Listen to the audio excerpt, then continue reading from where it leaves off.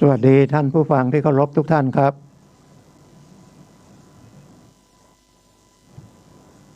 พบขอต้อนรับเข้าสู่รายการทนายความพบประชาชนทางสถานีวิทยุกระจายเสียงวัดฝายหินอำเภอเมืองจังหวัดเชียงใหม่คลื่นความถี่ FM 104.50 เมกะเฮิรตซ์ทุกวันเสาร์นะครับ10 ถึง 11 นาฬิกาก็พบเพื่อฟังนะครับผมดำเนินรายการให้ความรู้และประสบการณ์ทางกฎหมายเพื่อประโยชน์ของท่านผู้ฟังนะครับเพราะว่าอย่างเรียนทุกครั้งนะครับว่ากฎหมายนะฮะ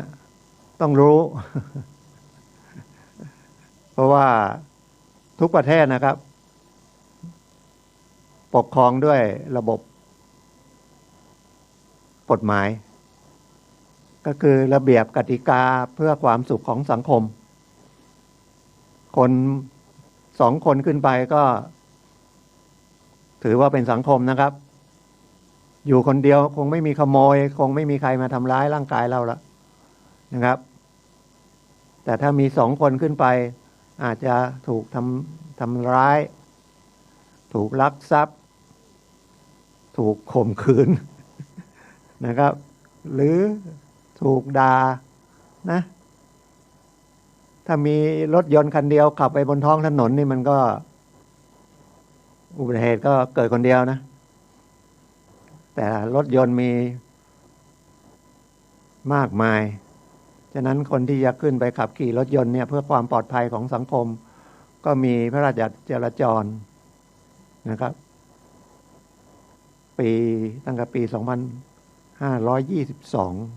ก่อนก็มีนะครับแต่จะมาเปลี่ยนเป็นพระราชบัญญัติจราจร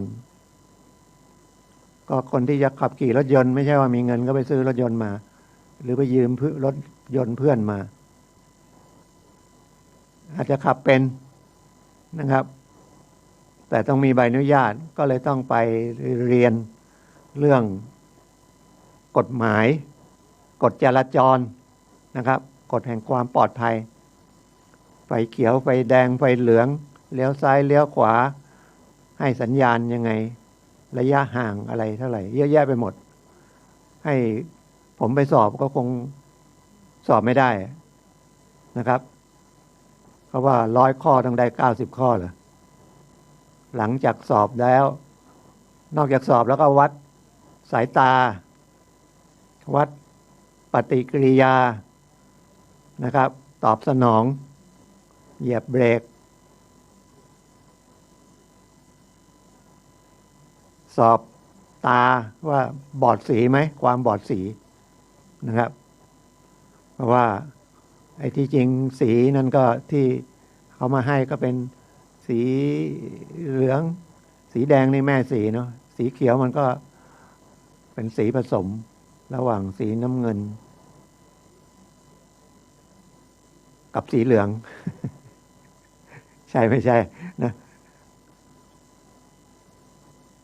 ถ้าบอดสีก็ไม่รู้นะผ่าสัญญาณไฟไปก็อุบัติเหตุมันก็ต้องระมัดเกิดจากความประมาทแล้วก็มีโทษนอกจากโทษทางพระราชบัญญัติจราจรและโดนปรับนะครับก็ยังโดนโทษคดีอาญาถ้าประมาทแล้วทำให้ผู้อื่นบาดเจ็บสาหัสหรือถึงตายแล้วยังต้องรับผิดทางคดีแพ่งฐานละเมิดทำให้ทรัพย์สินเขาเสียหายทำให้คนเขาบาดเจ็บนะครับก็แล้วแต่บุคคลที่เกิดนะครับบางคดีรถชนเนี่ยอย่างน้อยๆก็ค่าละเมิดนี่นอกจากไอ้ตัวรถแล้วนะตัวบุคคลเนี่ยเรียกกันหลายล้านนะครับแล้วศาลจะให้ด้วย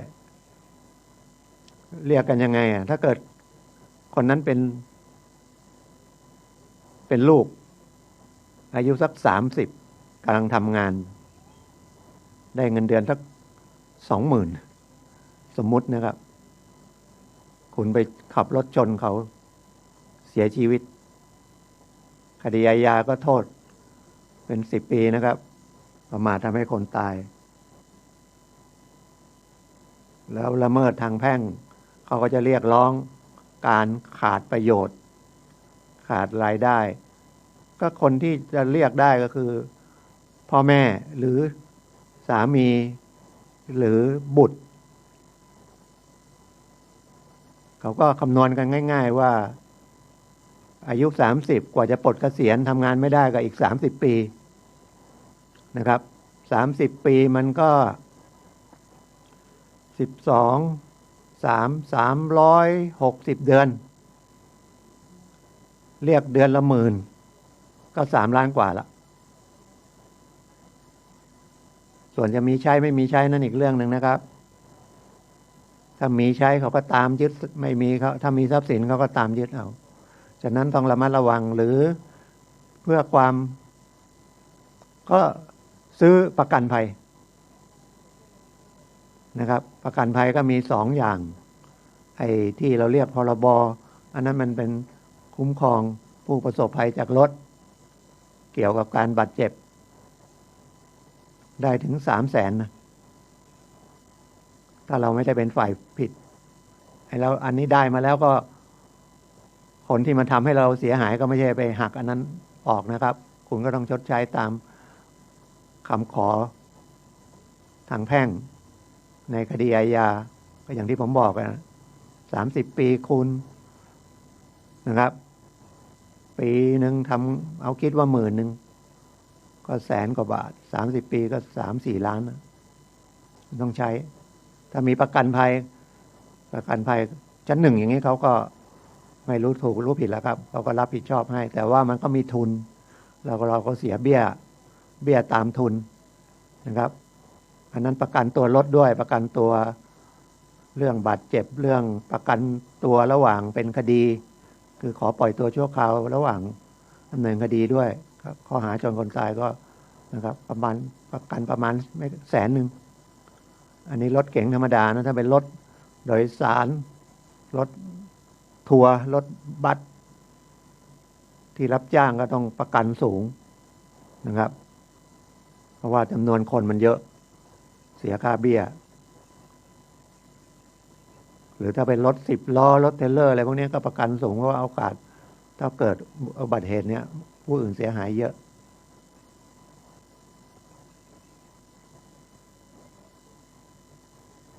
ท่านกำลังรับฟังรายการทนายความพบประชาชนนะครับทางสถานีวิทยุพระพุทธศาสนาวัดฝายหินก็เป็นของเรียกว่าเป็นของมหาวิทยาลัยเชียงใหม่ได้ติดกันเลยนะครับอยู่ติดกันด้วยแล้วก็มีธรรมสถานของมหาวิทยาลัยเชียงใหม่ท่านพระอาจารย์ภาสกรเป็นผู้อำนวยการแต่ท่านก็มรณภาพไปแล้วไม่รู้ทราบว่าตอนนี้เป็นใครนะครับแล้วก็เป็นวิทยุชุมชนประเภทหนึ่งต้องเสียค่าธรรมเนียมกสชนะครับ2แล้วก็ออกอากาศ24 ชั่วโมงและท่านที่มาดูแลเรียกว่าเป็นผู้อำนวยการสถานีก็ท่านพระครูนะครับวิสุวัตรท่านก็ลงทุนทรัพย์เองเครื่องไม้เครื่องมือเสาด้วยความรักในงานเผยแพร่งานสื่อนะครับแล้วก็งานอิเล็กทรอนิกส์ทาง Facebook ทาง YouTube ก็ดูได้นะครับอยู่ได้วัดฝายหินเข้าไปภาษาไทยนะครับ YouTube ก็ได้ Facebook ก็ได้ก็จะเห็นหน้าผู้บรรยายนะนั่งคุยกับท่านนะครับก็มีรายการดีๆเยอะแยะเลยครับ24 ชั่วโมงเลยแล้วก็คลื่นนี้ก็ลิงก์ไปหลายนะครับสถานีนะครับมีคนเข้ามาเชื่อมต่ออย่างเงี้ยไปถึงฝางนะถึงลำปางแล้วแต่ของผมอยู่บ้านที่นะวันนี้ขับรถมาระยะทางถนน29 กิโลแต่ทางตรงมันอาจจะสัก20ก็ยังรับฟังได้นะครับ ยังรับฟังได้ แต่ว่าต้องขยับวิทยุดีๆเป็นวิทยุที่ไม่ใช่เป็นดิจิตอลนะต้องที่ใช้คลื่นอนาล็อกค่อยๆหามีรายการธรรมะมีรายการหลากหลายนะครับแล้วรายการกฎหมายเนี่ยก็เป็นเรียกว่ากสทช.ที่ดูแลเรื่องสื่อวิทยุโทรทัศน์การคมนาคมอะไรพวกนี้นะครับก็ตั้งไว้ว่าสัปดาห์หนึ่งอย่างน้อยก็มีสาระของกฎหมายมั่งรู้สึกก็ตอนเช้าๆก็ยังมีทนายผู้หญิงนะครับก็ออกตอนเช้าเพราะว่าท่านต้องดูแลแม่แล้วท่านก็หลบมาออกอันนี้วิริยะอุตสาหะกับผมเยอะผมออกบ้านก็8 โมง 9 โมงไม่ถึง9 โมงประมาณ8 โมงเดินทางมานะครับก็เวลามันเร็วนะครับรู้สึกผมมาก็ได้10 ปีแล้วเว้นมั่งหยุดมั่งจะออกทางบ้านก็นะไม่มีใครช่วย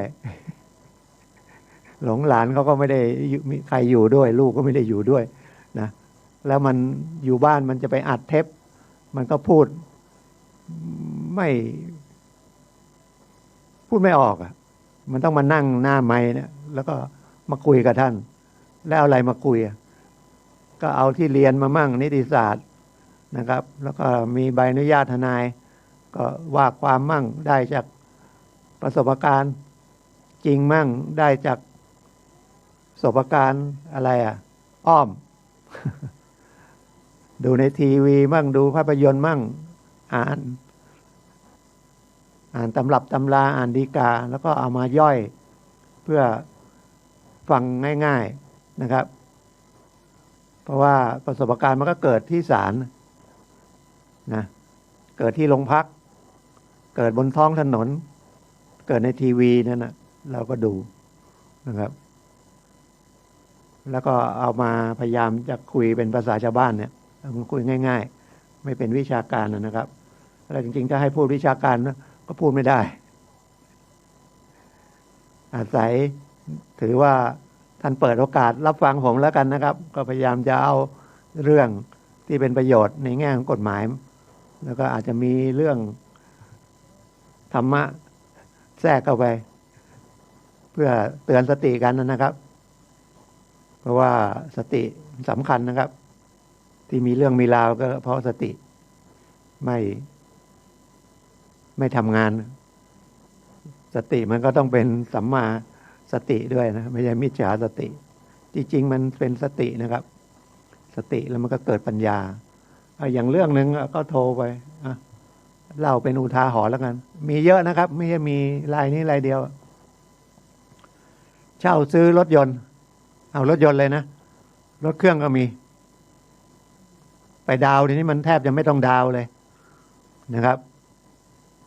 หรือรถยนต์ก็ดาว4-5 หมื่นได้รถมาคันหนึ่งไม่ได้มาใช้จริงๆมันเอาไปขายต่อแต่ไปพูดว่าเอาไปจำนำได้เงินมาก้อนรถใหม่ๆมันก็พยายามไปออกนะคิดว่าผ่อนได้ไม่ใช่ผ่อนมาใช้เนี่ยผ่อนมาใช้ไปจำนำแล้วมันคำว่าจำนำนี่มันต้องเอาทรัพย์ไปให้เขาเป็นการันตีนะแล้วคนพวกนั้นเขาก็รับนะเขาถือว่าได้ของละเขายอมจ่ายเงินนะแต่เขาดูแล้วว่าไอ้ที่เขารับไปเนี่ยมีเขาต้องเอาไปต่อได้คำว่าไปต่อได้เอาไปขายต่อหรือไปจำนำต่ออะไรนั่นก็อีกเรื่องนะครับอันนี้เข้าไปไม่ถึงแล้วครับนะครับทนายเข้าไปไม่ถึงนะครับถึงจะเข้าไปถึงก็ไม่มีประโยชน์อะไรคนพวกนี้เขาก็นะทำเพื่อได้เงินนะครับความโลภนี่ก็เป็นปกติของมนุษย์นะครับอย่าไปว่าเป็นคำไม่ดีความโกรธก็เหมือนกันนะครับมีโดยปกติธรรมชาติของมนุษย์ละอยากได้เงินนะครับเพื่อจะไปซื้อของอำนวยความสะดวกที่แล้วเราก็ไปเรียกว่าถ้าได้ตามใจเราก็มีความสุขก็เรียกว่าเขาคิดได้แล้วก็เขาต้องมีอิทธิพลเรียกว่าไม่กลัวคำว่าอิทธิพลก็คือ มีภาระเยอะกำลังไม่เกรงกลัวนะครับเขาได้รถไปแล้วเขาก็อาจจะต้องไปหมุนอันนี้ตั้ง5-6 แสนนะแสดงว่ารถหนึ่งรถต้องเป็นรถดีอ่ะเพราะว่าเอาไปจำนำหรือไปเขาใช้คำว่าจำนำอ่ะจำนำหมายถึงว่าถ้าปกติก็คือคุณต้องส่งเบี้ยดอกเบี้ยการจำนำแต่จำนำเนี่ยมันต้องรถมันต้องจอดอยู่กับเขาแล้วเราก็ต้องเห็นรถเดือน2 เดือนไปส่งดอกเบี้ยคือคุณต้องส่งดอกเบี้ยทั้ง2 ทาง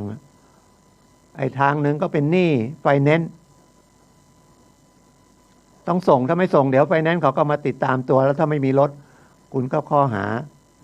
นะครับโดนข้อหายักยอกพอเขาในสัญญาเช่าซื้อบอกว่ารถอยู่ที่ไหนถ้าไปตามไม่เจอเนี่ยก็ต้องบอกนะรถจะต้องจอดอยู่ที่บ้านเลขที่นี้นะครับแล้วเขาไปตามไปเจอคุณแล้วบอกว่ารถไม่มีแล้วคุณจะโดนข้อหายักยอกเพื่อจะบอกว่าเขาเอาเปรียบไหมเอากฎหมายมาเล่นงานคุณไหมมันก็ต้องเล่นงานอย่างเงี้ยนะครับเพราะว่ามันเจตนานะครับมันไม่ได้ถูกลักถูกขโมยไปอีกเรื่องหนึ่งนะครับถูกลักถูกขโมยไปก็เป็นเรื่องลักเรื่องขโมยไปถ้ามีประกันชั้น 1อยู่ก็คุ้มครองปกติรถใหม่มันก็ปีแรกอะครับเพื่อป้องกันรถหายและคนที่รับผิดชอบที่จะได้คนที่จะได้รับเงินตามกรรมธรรม์ก็คือเป็นเจ้าของรถก็คือที่เจ้าของรถจริงๆก็คือผู้ให้มาเช่าซื้อนั่นน่ะแต่แรกนั่นน่ะนะครับถ้ามันอยู่ในระหว่างปีแรกมันก็ยังดีไงประกันภัยแต่ประกันภัยถ้าก็รู้ว่าเราไปซิกแซกอย่างนี้ประกันภัยเขาก็ไม่จ่ายนะมันประกันภัยเขาก็ต้องระมัดระวังฉะนั้นทุกอย่างถ้าทำไม่สุจริตมันจะเหนื่อยนะครับแล้วคุณจะเสียหายหนักแล้วเผลอๆมันไม่ใช่เป็นคดีทางแพ่งอย่างเดียวคุณจะโดนคดีอาญานะครับอาจจะเป็นลักทรัพย์หรือยักยอกนั่นก็อีกเรื่องหนึ่งนะแต่มีละคดีอาญาก็คือคำว่าคดีอาญาทั้งที่ผมคุยในภาษากฎหมายนี่ก็คือมีโทษจำคุกนะครับแล้วมันไม่จบตรงจำคุกนะครับคุณต้องใช้หนี้ทางแพ่งด้วยนะครับเหมือนคดีฉ้อโกงคดียักยอกอย่างเงี้ยเอาทรัพย์เขาไปคุณต้องเอาทรัพย์มาคืนเขาแล้วคุณก็ต้องติดคุกคุณต้องเอาทรัพย์มาคืนไม่เอาทรัพย์มาคืนคุณต้องใช้ราคาเขาตีราคามาแต่อย่าไปอาศัยกฎหมายนะครับว่าถ้าเป็นเจ้าของรถจริงๆรถหายอย่างเงี้ยถ้าไม่ประกันภัยเนี่ยโอกาสมันได้คืนยากมากแล้วครับแล้วคุณอย่าไปโกรธตำรวจอย่าไปโกรธพนักงานอัยการมันเป็นระบบนะครับความระมัดระวังเราต้องระมัดระวังตำรวจเขาก็ตามเต็มที่แล้วนะครับต้องเห็นใจตำรวจนะมันไม่ใช่งานเดียว108 งานเหมือนคุณไปหาไม่สบายไปหาหมออย่างเงี้ยนะครับมันก็มีหายมีไม่หายนะครับหรือบางทีก็อาจจะตายหรืออาจจะพิการหมอก็ไม่ต้องการทำอะไรให้มันเกิดอย่างนั้นแหละครับตำรวจเขาก็ทำเต็มที่เขาก็เหมือนเขาตัดสินใจมาเป็นตำรวจก็คือเขาต้องการมีใจช่วยสังคมนะครับแต่คุณก็ต้องระมัดระวังเต็มกำลังคุณเพราะรถของคุณไม่ใช่หายไปแล้วก็ไปโทษตำรวจนะครับแม้แต่ของตำรวจเองก็หายตามไม่เจอมันเป็นถ้าศึกษาทางธรรมะนะครับธรรมะก็คือคำสั่งสอนขององค์สัมมาสัมพุทธเจ้าเนี่ยนะครับว่าเรื่องทั้งหลายมันเกิดจากเหตุแต่เหตุที่เรากระทำเนี่ยมันไม่ใช่เหตุตรงปัจจุบันณชาตินี้มันสืบเนื่องมาในอดีตสลับซับซ้อนมั่งเรื่องกรรมวิบากกรรมหรือผลของกรรมเนี่ยผลของการกระทำเนี่ยการกระทำด้วยเจตนาเนี่ยมันเป็นกรรมแต่มันจะส่งผลยังไงมันซับซ้อนมั่งจนทางศาสนา องค์สัมมาสัมพุทธเจ้าเนี่ยบอกว่าเป็นอจินไตยอย่าไปคิดเลย มันสลับซับซ้อนเกินที่มนุษย์นะธรรมดาเนี่ยนะครับจะรู้ได้ยกเว้นองค์พระพุทธเจ้านั่นแหละนะครับว่าเหตุอย่างนี้เคยทำไว้ แต่เราต้องเชื่อว่าเหตุอย่างเนี้ยต้องทำไว้นะครับเราโดนโกงชาติปัจจุบันเนี่ยแสดงว่าเคยโกงเขามา ถูกฆ่าในชาติปัจจุบันเราต้องฆ่าเขามาถ้าเชื่ออย่างเนี้ยถือว่าเป็นสัมมาทิฏฐินะครับเชื่อในเรื่องที่ถูกต้องไม่ใช่ไปเชื่อเรื่องบางอย่างไม่น่าเชื่อให้ไปฉีดวัคซีน ไม่ยอมไปฟังคนอื่นซึ่งไม่ใช่เป็นแพทย์เป็นอะไรแล้วถือว่าไม่ได้ช่วยสังคมนะครับคุณไม่ไปฉีดวัคซีนขออภัยนะครับเฉพาะบางคนนะครับจะว่าผมพูดแรงนะเราต้องมีใจสู่สังคมนะสังคมก็คืออย่างเมื่อเช้าผมว่า2 คนขึ้นไปก็เป็นสังคมแล้วคุณไม่ได้อยู่คนเดียวนะครับลูกเมียถ้าคุณฉีดวัคซีนคุณก็มีภูมิป้องกันโรคการเป็นโรคก็ถ้ามันยังรับเชื้อโรคก็ไม่ถึงตายไม่รุนแรงถึงตายแล้วถ้าคุณเป็นพ่อบ้านเกิดคุณเป็นอะไรไปลูกเมียคุณเดือดร้อนฉะนั้นเมื่อคุณไปฉีดวัคซีนโอกาสคุณก็นะไม่ถึงแก่ชีวิตนะครับและในบ้านทุกคนไปฉีดหมดคนอื่นก็ไม่ก็ปลอดภัยด้วยนะครับคิดกว้างๆหน่อยนะครับไปเชื่อไม่เหมือนชาวพุทธนะครับชาวพุทธเชื่อในเหตุในผลนะครับคนมาฉีดยาให้คุณนั่นน่ะเขาเสี่ยงถ้าฉีดเป็นอะไรไปก็ต้องรับผิดชอบแต่ไปฉีดวัคซีนแล้วหลังฉีดวัคซีนเนี่ยมีถ้าตายได้400,000คุณบอกว่าไม่คุ้มมันไม่คุ้มหรอกครับแต่ก็ยังได้ชดเชยแล้วมาพิสูจน์ว่ามันไม่ใช่เกิดจากวัคซีนรัฐบาลก็ไม่เอาคืนถ้าพิการก็ได้240,000ถ้าเจ็บป่วยธรรมดาก็ได้ไม่เกิน100,000แล้วก็จ่ายภายใน5 วันนะครับถ้าฉีดแล้วมีปัญหาปุ๊บแจ้งที่โรงพยาบาลที่ฉีดนะคุณไปฉีดที่ไหนก็แจ้งที่นั่นน่ะง่ายดีใกล้เลยนะครับแล้วก็เข้าคณะกรรมการในจังหวัดไหนก็จังหวัดนั้นนะครับประมาณ5 วันก็ได้สตังค์แล้ว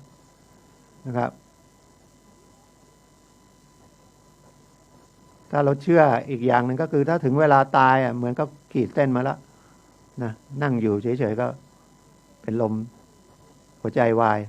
ตายหรือบางทีก็คิดสั้นไปโดด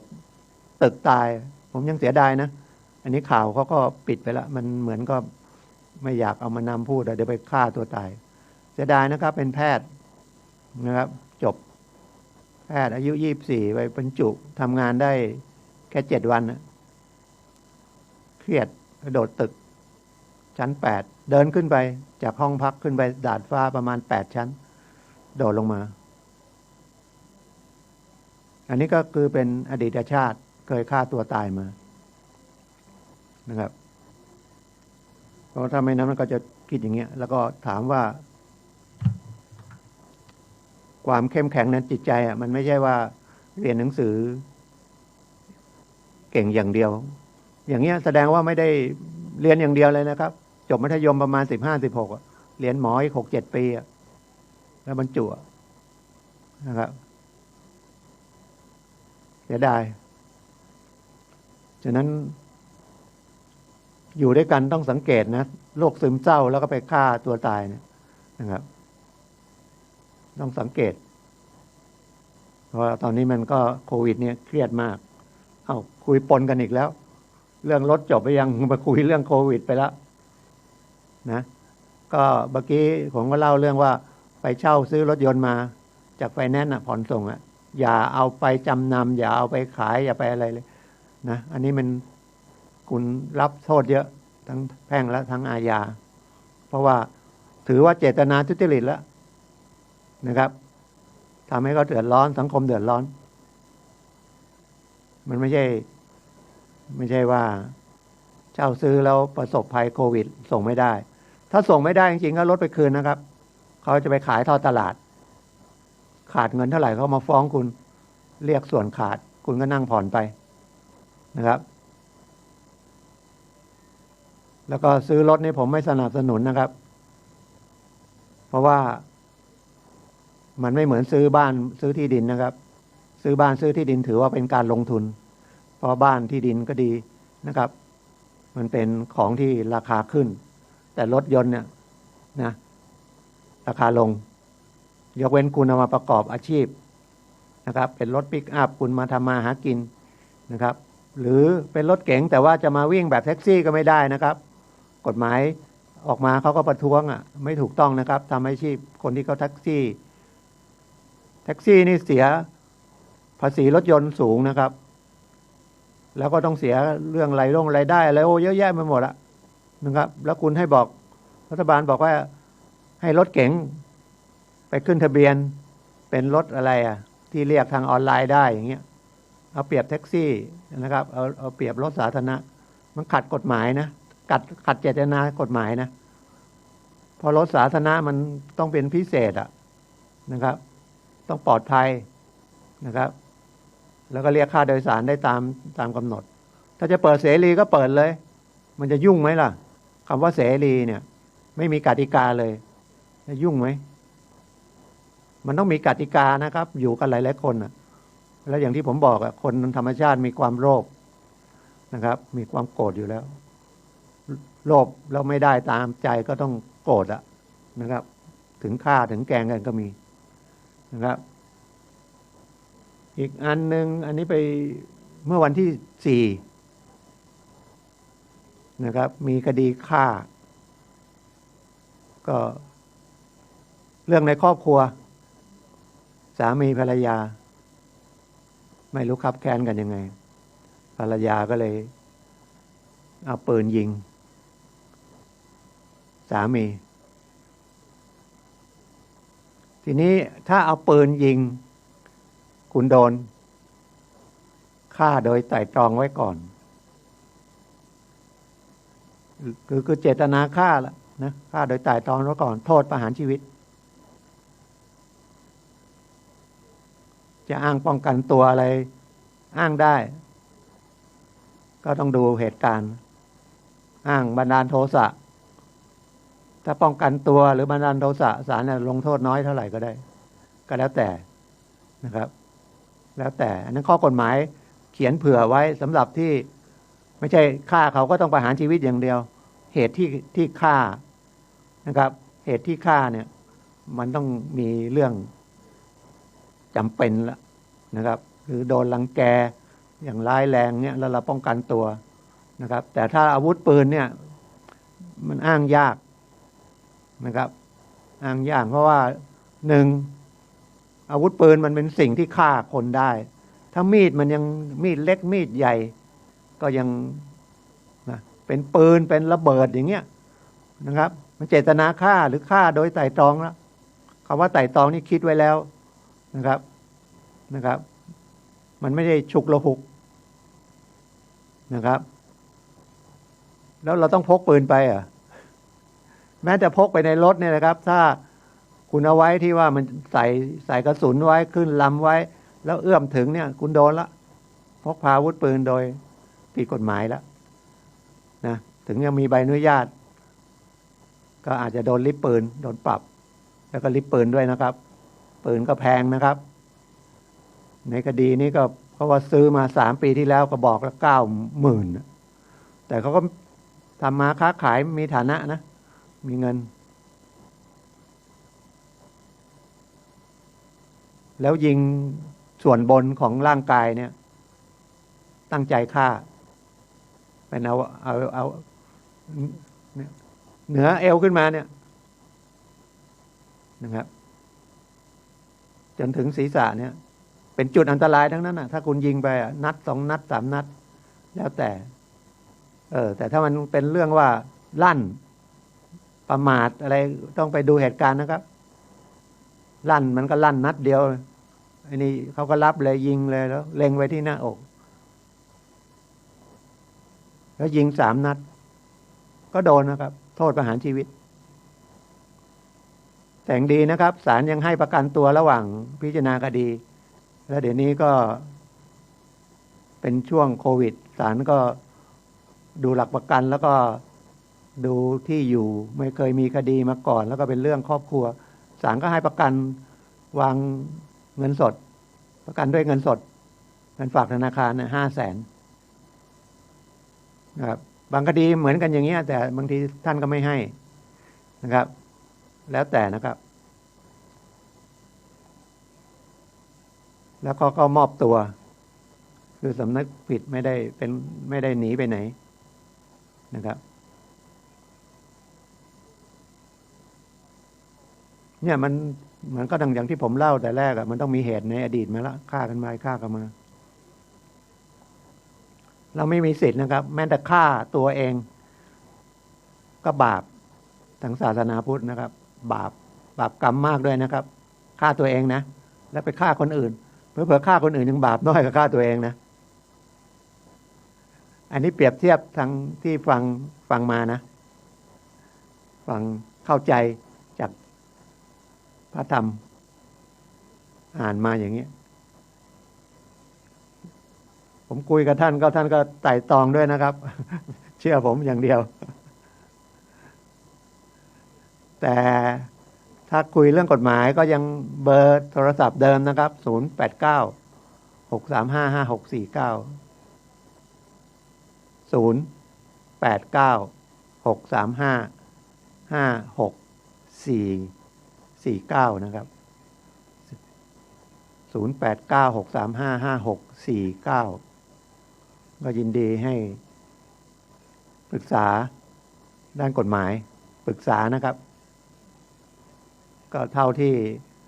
จะตอบได้เป็นหนทางหนึ่งและถ้าอยากพบทนายนะครับไม่ใช่หมายถึงตัวผมนะทนายที่เป็นทนายเรียกว่าทนายอาสาก็ได้นะครับทนายที่ให้บริการนะครับอยู่ที่โรงพักทุกวันเอาว่า9 โมงถึง4 โมงเย็นก็แล้วกันนะครับมีโรงพัก3 โรงพักนะครับที่ตรงวัดพระสิงห์ก็สถานีตำรวจภูธรเมืองลำพูนนะเมืองเชียงใหม่โทษคนลำพูนมาออกวิทยุเชียงใหม่ติดตรงวัดพระสิงห์นะครับสภ.เมืองเชียงใหม่แล้วก็สภ.เมืองสภ.ช้างเผือกเมืองช้างเผือกแล้วก็แม่ปิงเนาะที่ใกล้ๆแยกหนองหอยเส้นต้นยางครับเขตสารพีมีทนายนั่งอยู่ถ้าวันราชการก็ไปที่ศาลจังหวัดเชียงใหม่ไปที่ศาลแขวงก็อยู่ที่ศาลเด็กนั่นแหละนะครับที่เดียวกันศาลเด็กหรือศาลเยาวชนและครอบครัวก็มีทนายแต่เปลี่ยนชื่อเป็นที่ปรึกษากฎหมายก็ปรึกษาเรื่องครอบครัวเรื่องเยาวชนได้เนี่ยเป็นงานของรัฐบาลนะงานของหลวงเอางี้ดีกว่าเดี๋ยวบอกรัฐบาล เป็นงานนะครับก็มาจากรัฐธรรมนูญเลยว่าจะต้องให้นะฮะความช่วยเหลือด้านกฎหมายเพราะว่าประเทศเนี่ยปกครองด้วยกฎหมายแต่คนรู้กฎหมายจริงๆมันก็ต้องร่ำเรียนมานะครับเรียนนิติศาสตร์นะครับแล้วก็เรียนนิติศาสตร์ก็ต้องไปเรียนเนอีกนะถ้าจะไปเป็นผู้พิพากษาเป็นอัยการนะครับต้องไปผ่านนะครับที่เรียกว่าเนติบัณฑิตอันนั้นหลักสูตร1 ปีสอบยากต้องขยันจริงๆนะครับแต่นิติศาสตร์ก็มีทุกแทบทุกมหาวิทยาลัยมช.ก็มีเนาะพายัพก็มีที่ไหนอีกนั่งอยู่บ้านนะครับมสท.หรือไปเรียนรามไม่บังคับโรงเรียนนะครับจะไปลองใช้ชีวิตอยู่ที่รามไปใช้ชีวิตอยู่กรุงเทพไปเรียนไปนั่งฟังคำบรรยายเดินกันนะไปเรียนชีวิตด้วยนะครับหรืออยากอยู่บ้านทำงานด้วย เรียนทางมสทด้วยนะครับ ผมก็เรียนมสทนะครับ ใช้เวลาว่างให้มันเป็นประโยชน์ มันก็เป็นความรู้ขึ้นมานะครับ แล้วเดี๋ยวนี้จบนิติศาสตร์ ถ้าไม่เป็นทนายก็ไปเป็นนิติกรเยอะแยะนะครับ ไปอยู่ส่วนงานท้องถิ่นก็ได้ ส่วนงานราชการอื่นก็ได้ แล้วก็เป็นวิชาที่จำเป็นนะครับ เรียนรู้กฎหมายเนี่ยนะเป็นประโยชน์เยอะประโยชน์มากเหมือนกับการบริหารนะครับ การจัดการการบริหารนะครับ เป็นประโยชน์เพราะเราก็ใช้เรื่องบริหารเรื่องกฎหมายตลอดเกี่ยวเนื่องกันนะครับ วิชาอื่นก็เหมือนกันนะครับ วิชาอื่นก็เป็นประโยชน์หมดแต่ว่าเราต้องเรียนด้วยใจรักนะครับ เพื่อประโยชน์ตัวเราด้วยเอาประโยชน์ตัวเราก่อนก็ได้ แต่ถ้าจะมีความสุขมันก็ต้องเป็นประโยชน์เพื่อประโยชน์ของผู้อื่นนะครับ เพราะทุกอย่างเป็นงานบริการนะครับ ช่วยเหลือพึ่งพากัน สิ่งตอบแทนมาเราถ้าไปมองเงินอย่างเดียวมันไม่ใช่นะครับ มันไม่ใช่นะครับ ตรงไหนให้เงินเยอะเราก็จะไปเราจะไปเรียนวิชาที่มันได้ตังค์เยอะๆมุ่งยาวสตังค์อย่างเดียวถ้าเอาจะสตังค์อย่างเดียวว่าเอาเงิน มันจะมีสังคมที่ดีไม่ได้ไม่รู้นะความคิดผมประมาณนี้มันต้องพึ่งพาอาศัยกันเผื่อแผ่กันนะครับสังคมมันถึงอยู่ได้เหมือนกับอดีตที่ประเทศไทย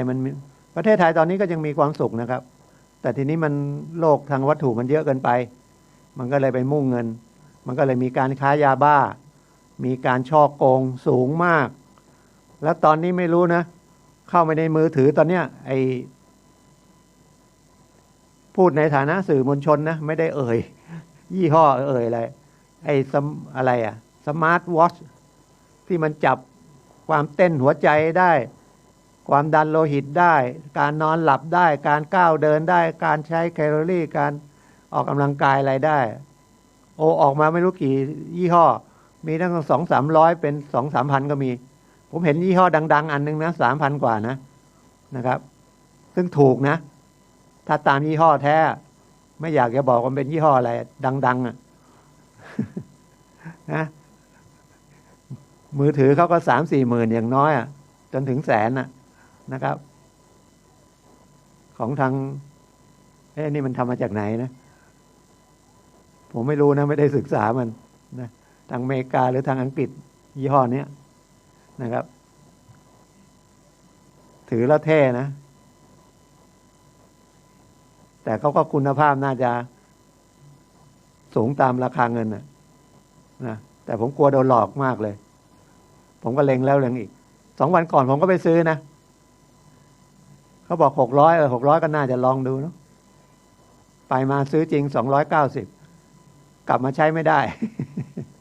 ใช้ได้2 อย่างผมก็ยังพยายามจะไปลองว่ามันวัดความเต้นหัวใจเนี่ยมันใช่ไหมจะได้ไปให้คนอื่นลองใส่ดูก่อนบางทีมันทำดิจิตอลขึ้นมาแล้วมันหลอกเราเปล่านะ72 71 75อะไรเงี้ยมันจริงไหมนะครับ2ความดันโลหิตเพราะว่าวันที่ไปฉีดวัคซีนไปวัดความดันโลหิต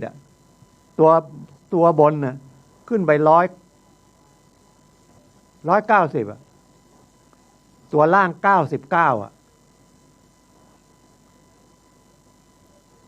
เขาเลยไม่ฉีดวัคซีนให้นะความดันสูงให้มันนั่งพักตัวบนลดมาเหลือ170ตัวล่าง99ลดเหลือ90เขาฉีดให้แต่ผมไปวัดไปโรงพยาบาลมันจะวัดเนี่ยค่อนข้างสูงมันอาจจะตื่นเต้นนะแต่ไปวัดคลินิกมันมีความสบายใจยังไงไม่รู้มัน110กว่าตัวบน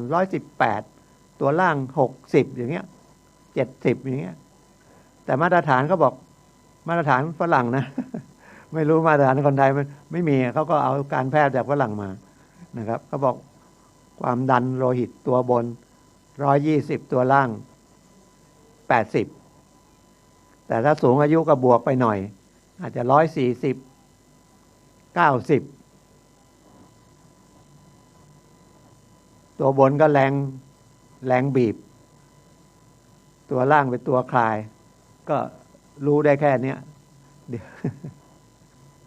แต่มันไม่มีอาการอย่างอื่นนะไม่ถ้าแรงดันต่ำก็น่าจะเวียนหัวมึนหัวง่าย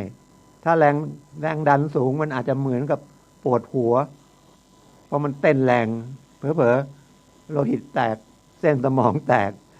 ตายหรือเส้นเลือดหัวใจแตกตายก็แล้วแต่นะครับผมก็ไม่ได้ค่อยตรวจสุขภาพประจำปีเท่าไหร่นะนี่ก็เว้นไป2-3 ปีแล้วมั้งเดี๋ยวว่าจะไปตรวจอีกทีนะครับแต่ตอนนี้มันอย่างที่บอกนะครับไม่อยากไปไหนอะโควิดโดยเฉพาะที่โรงพยาบาลนะเป็นแหล่งนะครับที่แออัดทั้งหลายเนี่ยไม่อยากออกไปนะครับแต่ก็ยังรู้สึกสบายใจได้ฉีดเข็มแรกมาแล้วท่านรับฟังทนายสุรชัยมานั่งคุยกับท่านนะครับออกรายการทนายความพบประชาชนทุกวันเสาร์10 ถึง 11 นาฬิกานะครับแล้วก็วิทยุฝายหินนี่ก็นอกจากคลื่นธรรมดาฟังวิทยุแล้วก็ YouTube นะครับ Facebook ก็วัดฝายหินนะครับเปิดทั้งคืนนะครับ24 ชั่วโมงเมื่อวานก็ไปผมมันเป็นคนอยู่กับมันอะไรทำอดีตชาติมายังไงไม่รู้นะอยู่ศาลอยู่โรงพักอยู่เรือนจำเมื่อวานไปเรือนจำตำรวจก็บอกไปเพราะคดีใหญ่ๆอย่างเงี้ยต้องเอาทนายไปกฎหมายเขียนไว้ไงรัฐธรรมนูญตั้งแต่ปี50มั้งนะครับเดี๋ยวนี้เป็นปี60นะก็ยืนมาตั้งแต่ปี40-50เลยมั้งว่าในคดีอาญาเนี่ยจะต้องมีทนายเข้าไปร่วมสอบสวนนะเพื่อความยุติธรรมแก่ประชาชนเมื่อวานก็ไปแจ้งปริมาณยาเป็นคดียาบ้าโดนจับตั้งแต่เมษาแล้วนะอยู่ในเรือนจำไปค้นอะไรได้ก็มาเพิ่มจำนวนยาเพราะว่ายาบ้าเนี่ยนะครับถ้ามันไม่เกิน15 เม็ดนี่มันก็ยังถ้า15 เม็ดก็ถือว่าเป็นการมีไว้เพื่อขายก็โทษหนักแล้วถ้ามันมีมากสารบริสุทธิ์มันเกิน20 กรัมก็โทษประหารชีวิตใน1 เม็ดยาบ้าเนี่ยมันมีตัวแอมเฟตามีนเนี่ยเกลือแอมเฟตามีนเนี่ยนะเมทแอมเฟตามีนมันมีเหมือนยาพารานะมันจะบอกว่ามีพารา500 มิลลิกรัมถ้ามันประมาณสัก10 เม็ดเนี่ยมันไม่ถึง15 เม็ดก็ไม่ถือว่ามีไว้เพื่อขายถ้าเอาไว้เสพแต่ถ้าคุณมีเม็ดเดียวแต่โดนล่อซื้อนี่ก็ถือว่าขายนะหรือแบ่งให้เพื่อนกินเนี่ยหรือไปแจกไปจ่ายถือว่าขายอันนี้พวกค้ายารู้ดีนะครับอันนี้บอกเพื่อคนยังไม่รู้เดี๋ยวฉันมีเม็ดเดียวลูกโดนจับทำไมว่าค้ายาเห็นได้ว่าต้อง15 เม็ดขึ้นไปถึงจะว่ามีเพื่อจำหน่ายนะครับเพื่อจำหน่ายกรณีเพื่อจำหน่ายก็ให้สู้คดีได้สมัยก่อนไม่ให้เลยเพื่อจำหน่ายก็คือเพื่อจำหน่ายไม่ให้ปฏิเสธไม่ให้สู้คดีได้และจำหน่ายนะครับถ้าจำหน่ายก็คือต้องมีเงินด้วยล่ะจับได้เงินหรือไม่ได้ก็หมายว่ามีการส่งของต่อไปอีกคนหนึ่งอย่างเงี้ยถือว่าจำหน่ายเลยถือว่าซื้อขายละมันไม่เหมือนกับซื้อขายทางแพ่งนะซื้อขายทางแพ่งนี่มันได้เอาเงินไปเอาของมาซื้อขายกันนะครับแต่ถ้าเป็นยาเสพติดเนี่ยนะครับเปลี่ยนมือเนี่ยถือว่าขายแล้วโทษหนักเขาจะปราบอย่างนี้นะครับแล้วก็เดี๋ยวนี้ก็จะออกมาตรการเรื่องอะไรที่มันเดี๋ยวนี้มันค้าข้ามชาติยาไอเนี่ยให้ยึดทรัพย์ ตามยึดทรัพย์ได้รวดเร็วนะครับแล้วก็อาจจะไม่รู้ยึดนอกประเทศไม่ได้เนาะกฎหมายมันอยู่ในประเทศนะครับข่าวกำลังออกมานะครับฉะนั้นอย่าไปยุ่งนะครับเรื่องที่ไม่ดีทั้งหลายรู้นะครับคุณรู้นะว่ามันผิดแต่เวลาจะทำผิดเนี่ยมันก็จะมีอีกตัวหนึ่งมายุเราเฮ้ยไม่มีใครรู้หรอก ตำรวจไม่รู้ไม่เห็นก็จับไม่ได้โหกล้องมีเยอะแยะเลยนะครับ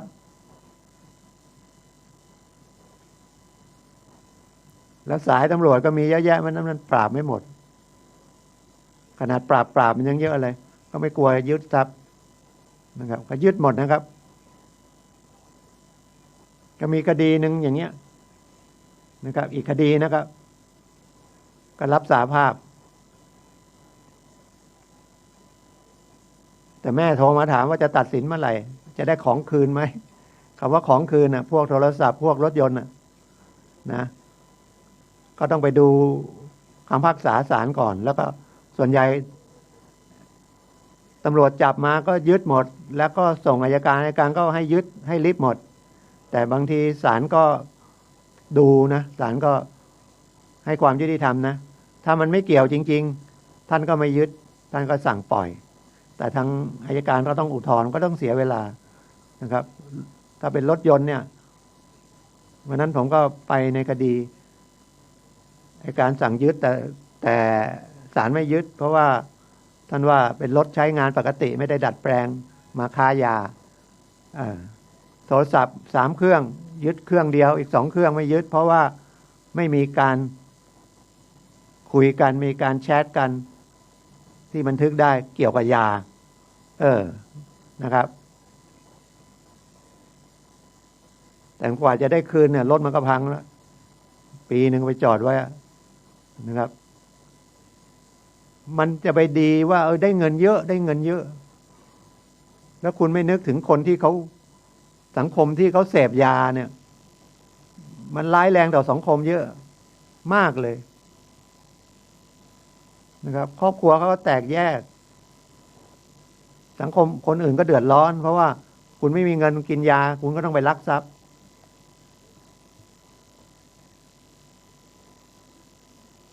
ทีนี้มันไม่ได้คิดเนาะคิดว่าง่ายได้ตังค์เพราะเดี๋ยวนี้ค้ายาเสพติดก็ลงมาเหลือเม็ดนึงไม่ถึง100 บาทอะเม็ดนึง50 บาทเองมั้งแล้วต้นทุนมันมากี่บาทแล้วเราก็คิดง่ายบาปกรรมนะครับบาปกรรมก็มันไม่รู้จะบอกว่ายังไงอะหาอาชีพอื่นนะครับลักขโมยอย่างนี้อย่าไปทำเดือดร้อนนะครับค้ายาบ้าคือทุกอย่างอย่าไปทำนะที่มันคนอื่นเขาเดือดร้อนเราก็ทำกินทำใช้เท่าที่พอนะครับทำการเกษตรทำอะไรก็ได้ขายของอะไรก็ได้เอาสุจริตว่านะครับเราจะมีความสบายใจ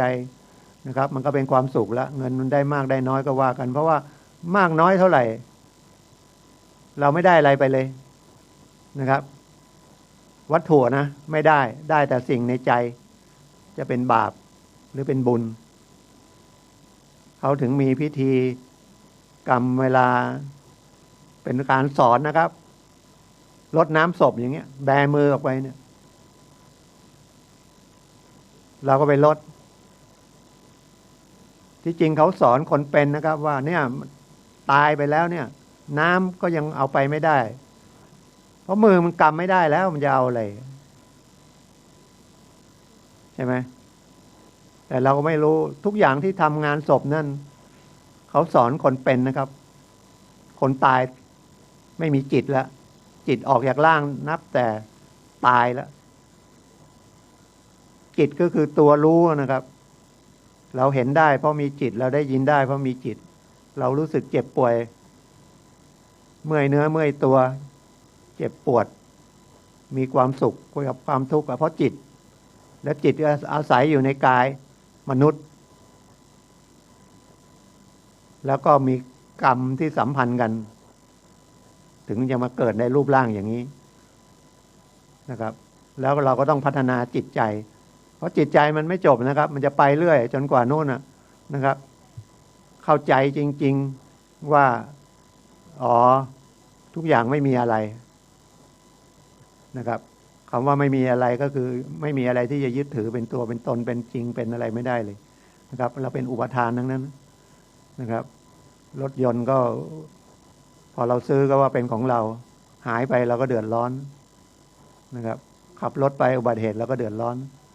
นะครับมีบ้านไฟไหม้บ้านลมพัดไป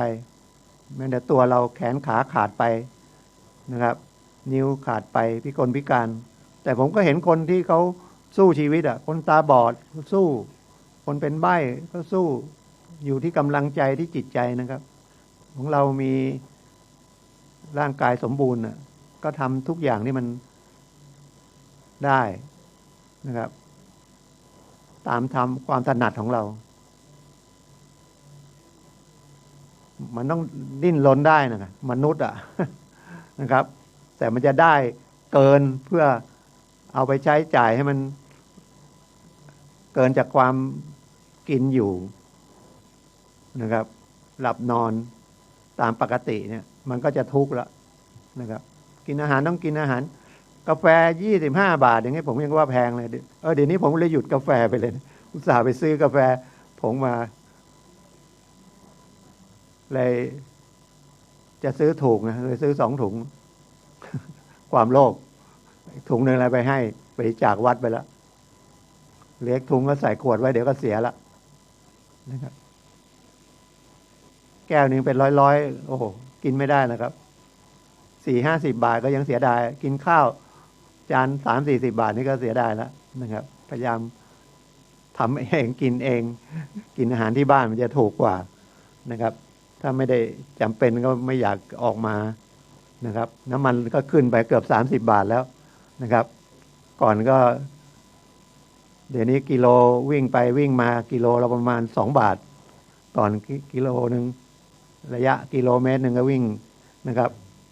เสียเงินประมาณ1.50 ขึ้นมาอีกเยอะเลย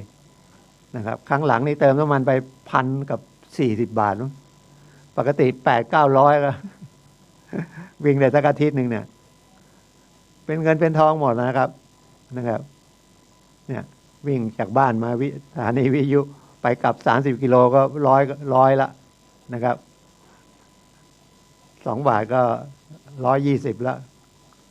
ก่อน80-90 บาทมันต้องเสียนะเสียตามความจำเป็นค่าน้ำค่าไฟก็ยังดีเขาลดให้นะเดี๋ยวฝนตกก็แอร์ก็ใช้น้อยหน่อยนะครับแล้วรถมันไม่ใช่แค่น้ำมันรถเนาะค่าบำรุงรักษาอะไรอีกนะครับทุกอย่างมีบำรุงรักษามันถึงเวลามันก็พังนะครับวันนั้นทีวีก็พังซื้อมาได้2 ปีดีนะไปซ่อมโอ้เขาเรียกเขารู้ว่าไอ้นี่มันมีละก็ไม่ใช่มันมีราคาเรามันเป็นจอใหญ่ก็ซื้อมาประมาณ10,000 กว่าบาทอยู่ดีภาพมันเต้นมันเหมือนกับจอเสียเราก็ไม่มีความรู้นะยกไปซ่อมกลับมาดีกะถ้าเรียกแพงก็ซื้อใหม่เพราะเดี๋ยวนี้มันซื้อใหม่ก็ถูกเนาะ10,000 กว่าบาท8-9 พันนะดีเขาซ่อมได้นะเราก็ไม่รู้มันอาจจะเราไม่มีความรู้มันก็เขาเรียก1,900ก็ต้องเอาเนาะ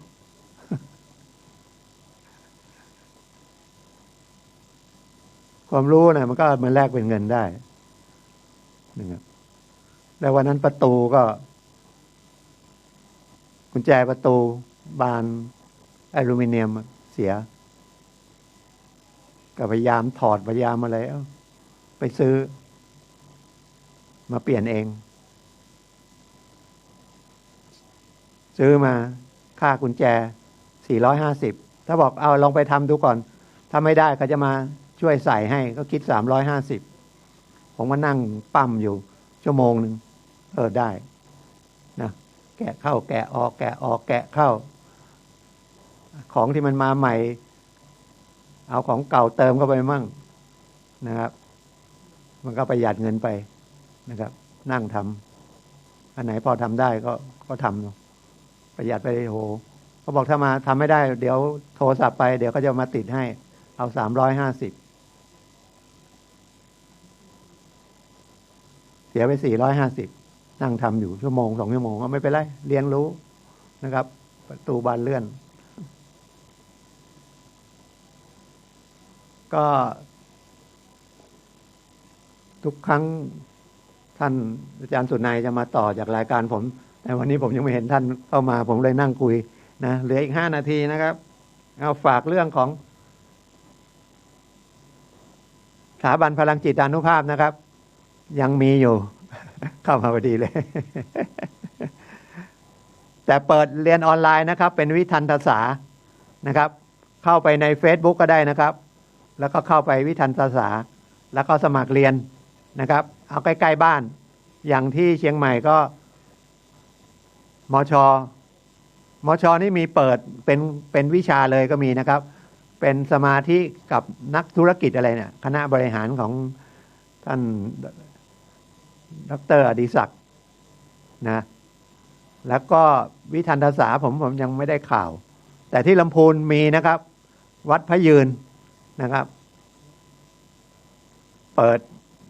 วิทันตศาออนไลน์วิทันตศาจริงๆก็เป็นวิชาหลักสูตรเดียวกับครูสมาธิซึ่งถ้าเรียนการปกติไปเรียนที่สถานที่เนี่ยต้องเรียนกันประมาณ6 เดือนนะครับประมาณ6 เดือน96หัวข้อทีนี้เอามาลงในออนไลน์แล้วนะครับเรียนในออนไลน์เพราะว่าถ้าไม่มาเรียนอย่างนี้มันจะทิ้งไปเสียดายนะครับเป็นวิชาหลักสูตรของพระอาจารย์หลวงพ่อวิริยังนะครับ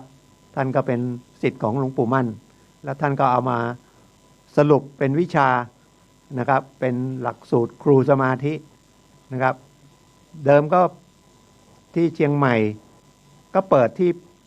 บ้านศรีสุกรีปี2553กุมภาพันธ์ผมก็เรียนรุ่นแรกที่นี่แล้วก็ขยับขยายกันมาเรื่อยเลย10 กว่าปีพอมาเจอโควิดหยุดเลยนะครับหยุดเลยก็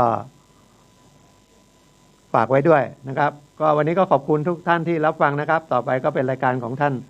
อาจารย์สุนัยนะครับพลังแห่งชีวิตครับขอบคุณทุกท่านครับสวัสดีครับพบกันใหม่วันเสาร์หน้า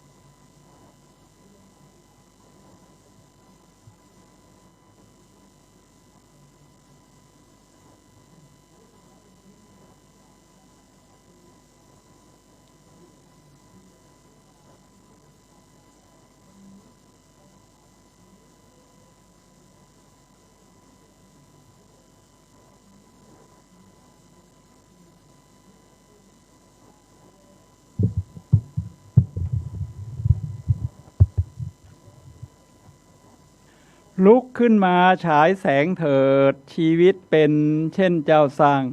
ขอต้อนรับเข้าสู่รายการพลังแห่งชีวิตรายการเพื่อการสร้างแรงบันดาลใจโดยผมสุนัยโลหะวิวัฒน์ผู้ดำเนินรายการมาพบกับท่านผู้ฟังทุกวันเสาร์เวลา 11 โมงถึงเที่ยงทางสถานีวิทยุเพื่อการศึกษาพระพุทธศาสนาและวัฒนธรรมคลื่น FM 104.5 เมกะเฮิรตซ์ออกอากาศณวัดฝายหินจังหวัดเชียงใหม่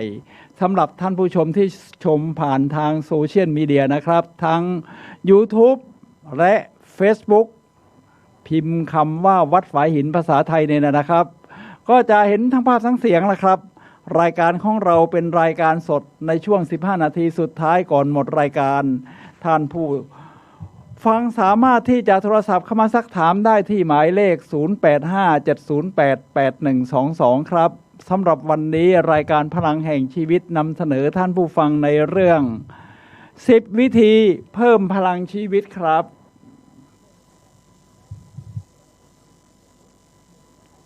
ตอนนี้ในห้องส่งไม่ได้ยินเสียงเพลงนะครับเดี๋ยวผมจะเช็คกับทางบ้านนิดนึงว่าเขาได้ยินเสียงเพลงกันไหมเขาบอกว่ายอดเยี่ยมมากให้มองทางขวา ได้ครับเดี๋ยวผมจะหลีเสียงเพลงเอานะครับเพราะตรงหูฟังของดีเจเสียงเพลงไม่ออกท่านผู้ฟังครับเอาละครับตอนนี้แม้เราจะอยู่ในยุคของโควิดนี้นะครับท่านผู้ฟังครับแต่เราก็จำเป็นที่จะต้องผมว่ายิ่งจำเป็นที่จะต้องเพิ่มพลังให้กับชีวิตเนี่ยนะครับเพราะอาการหดหู่หรือเรารู้สึกว่าอยู่ในวิกฤตมาเนิ่นนานทีเดียวครับคราวนี้ผมว่าได้เวลาแล้วครับที่เราจะต้องคือถ้าเพิ่มมาได้ตลอดหมายถึงพลังชีวิตเนี่ยนะครับมันก็จะเป็นความยอดเยี่ยมครับฉะนั้นเราก็จะเริ่มสร้างพลังขึ้นมาปานนี้นะครับและ10วิธีสำหรับเพิ่มพลังชีวิตนี้ผมก็นำมาจากรายการของนายแพทย์สันใจยอดศิลป์นะครับเดี๋ยวจะแนะนำว่าท่านเป็นใครทีนี้ทำไมเราต้องเพิ่มพลังชีวิตล่ะครับท่านผู้ฟังครับเพราะว่าพลังชีวิตเป็นสิ่งจำเป็นนะครับโดยเฉพาะเราอยู่ในช่วงวิกฤตเนี่ยนะครับเราจึงจะมี10วิธีอย่างที่ว่าและช่วงนี้ในความเห็นของผมนะครับว่าเราก็ฉีดวัคซีนกันมาพอสมควรแล้วที่ผมฟังข่าวก็คือถึง5 ล้านคนนะครับถึง5 ล้านคนก็เกือบ 10% ของผู้คนในประเทศไทยแล้วเรียกว่าก็เดินหน้าได้เร็วในช่วงนี้เลยครับโดยเฉพาะเริ่มมิถุนากรกฎาคมนี่นะครับสำหรับผมก็ฉีดไปแล้วอย่างทนายสุรชัยซึ่งท่านเพิ่งเดินออกไปจากห้องส่งเมื่อสักครู่นี้ในรายการของท่านเนี่ยนะครับทนายความเนี่ยนะครับท่านก็ไปฉีดมาแล้วเรา2 คนฉีดแอสตรานะครับผมไปฉีดเมื่อวันอังคารเรียกว่าปกติผมเป็นคนที่แข็งแรงนะเพราะออกกำลังกายทานอาหารสุขภาพเรียกว่าประมาณนั้นนะครับนอนหลับก่อนตั้งแต่4 ทุ่มโอ้โหก็มีอาการนิดหน่อยในวันแรกเรียกว่าตั้งใจจะไปออกกำลังกายเย็นวันอังคารนี่ออกไม่ได้ครับต้องพักพอพักวันหนึ่งรุ่งเช้าก็ไปเดินได้แล้วครับอาการก็ดีขึ้นสำหรับผมทนายความสุรชัยท่านก็ฉีดที่จังหวัดลำพูนส่วนผมฉีดที่จังหวัดเชียงใหม่อำเภอหางดงที่วัดทรายมูลนะครับซึ่งผู้รับผิดชอบก็คือโรงพยาบาลหางดงโอ้ให้บริการดีครับนัด11 โมงนี่นะครับไปถึงก็มีการวัดความดันเช็คชื่อแล้วก็เช็คประวัติหน่อยว่าคุณเคยเป็นอะไรไหมทำนองนี้จากนั้นสักพักก็ได้ฉีดแล้วครับเสร็จก่อนเที่ยงรวมทั้งนั่งพักด้วยอะไรด้วยนี่ก็ใช้เวลารวมผมว่าก็สัก45 นาทีแต่ละคนก็ไม่น่าจะเกินชั่วโมงเสร็จก็กลับบ้านได้คือรวมพักผ่อนแล้วบริการรวดเร็วฉะนั้นท่านที่ยังไม่มั่นใจเรื่องการฉีดวัคซีนสำหรับผมนี่ผมให้คำยืนยันว่าดีครับไปฉีดนะครับอาจจะมีอาการคลั่นเนื้อคลั่นตัวหน่อยภรรยาผมคุณศรีนันท์ก็มีอาการคลั่นเนื้อคลั่นตัวหน่อยทานแอสไพรินไปเม็ดนึงก็พลังชีวิตกลับมาครับเอาละครับไปฉีดกันนะครับ ฉีดวัคซีนเพื่อชาติกันครับ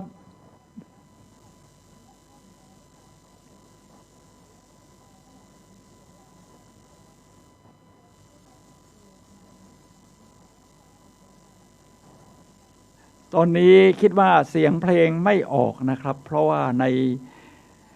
นคลื่นที่เป็นจอมอนิเตอร์ควบคุมเสียงเพลงไม่ออกครับท่านผู้ฟังครับเดี๋ยวเราจะดูกันอีกสักนิดหนึ่งว่าเป็นอย่างไรบ้างนะครับพอดีท่านผู้อำนวยการนายสถานีท่านก็ไม่อยู่ท่านควบคุมด้วยโทรศัพท์มือถือนะครับก็เรียกว่า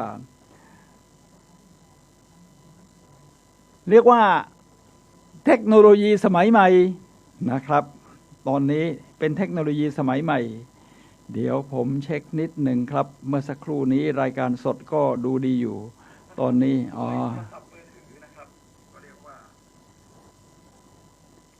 เสียงเพลงไม่ออกจริงครับไม่เป็นไรครับเสียงเพลงไม่ออกผมก็จะใช้วิธีของพูดไปเรื่อยๆนะครับพูดไปเรื่อยๆผมดูไมค์สองโทรศัพท์โทรไมค์สองเสียงสองโอเคเราเดินหน้าต่อครับท่านผู้ฟังครับทีนี้หัวข้อที่รายการพลังชีวิตนำมาคุยกันในวันนี้ซึ่งก็คือ10วิธีเพิ่มพลังชีวิตซึ่งในความเห็นผมพลังชีวิตนี่คือมันมาจากทั้งข้างในข้างนอกประกอบกันทำให้เรามีชีวิตอยู่โดยเฉพาะชีวิตของมนุษย์อย่างพวกเราเนี่ยนะครับผมนำรายการนี้มาจากนายแพทย์สันใจยอดศิลป์ซึ่งผมเป็นแฟนคลับของท่านนะครับถ้าท่านชอบที่จะรักษาสุขภาพอนามัยโดยแนวทางธรรมชาติการกินการออกกำลังกายโดยไม่ต้องใช้ยาเนี่ยนะครับไม่ต้องใช้ยาก็แนะนำให้เป็นแฟนคลับของนายแพทย์สันใจยอดศิลป์ใน YouTube ได้ครับและนายแพทย์สันใจยอดศิลป์ท่านอดีตคือท่านเป็นหมอผ่าตัดหัวใจนะครับทั้งบอลลูนทั้งผ่าหน้าอกและเป็นผู้อำนวยการโรงพยาบาลรามาธิบดีท่านเป็นโรคความดันโลหิตสูงแล้วก็กล้ามเนื้อหัวใจตายจะต้องผ่าตัดท่านก็ไม่ยอมผ่าตัดท่านก็ใช้วิธีรักษาตัวเองมารวมทั้งการเพิ่มพลังชีวิตเรื่องการนั่งสมาธิอะไรทำนองนี้นะครับท่านก็ให้คำแนะนำที่ดีฉะนั้น10หัวข้อในการเพิ่มวิธีเพิ่มพลังชีวิตเดี๋ยวเราจะเริ่มต้นกันครับ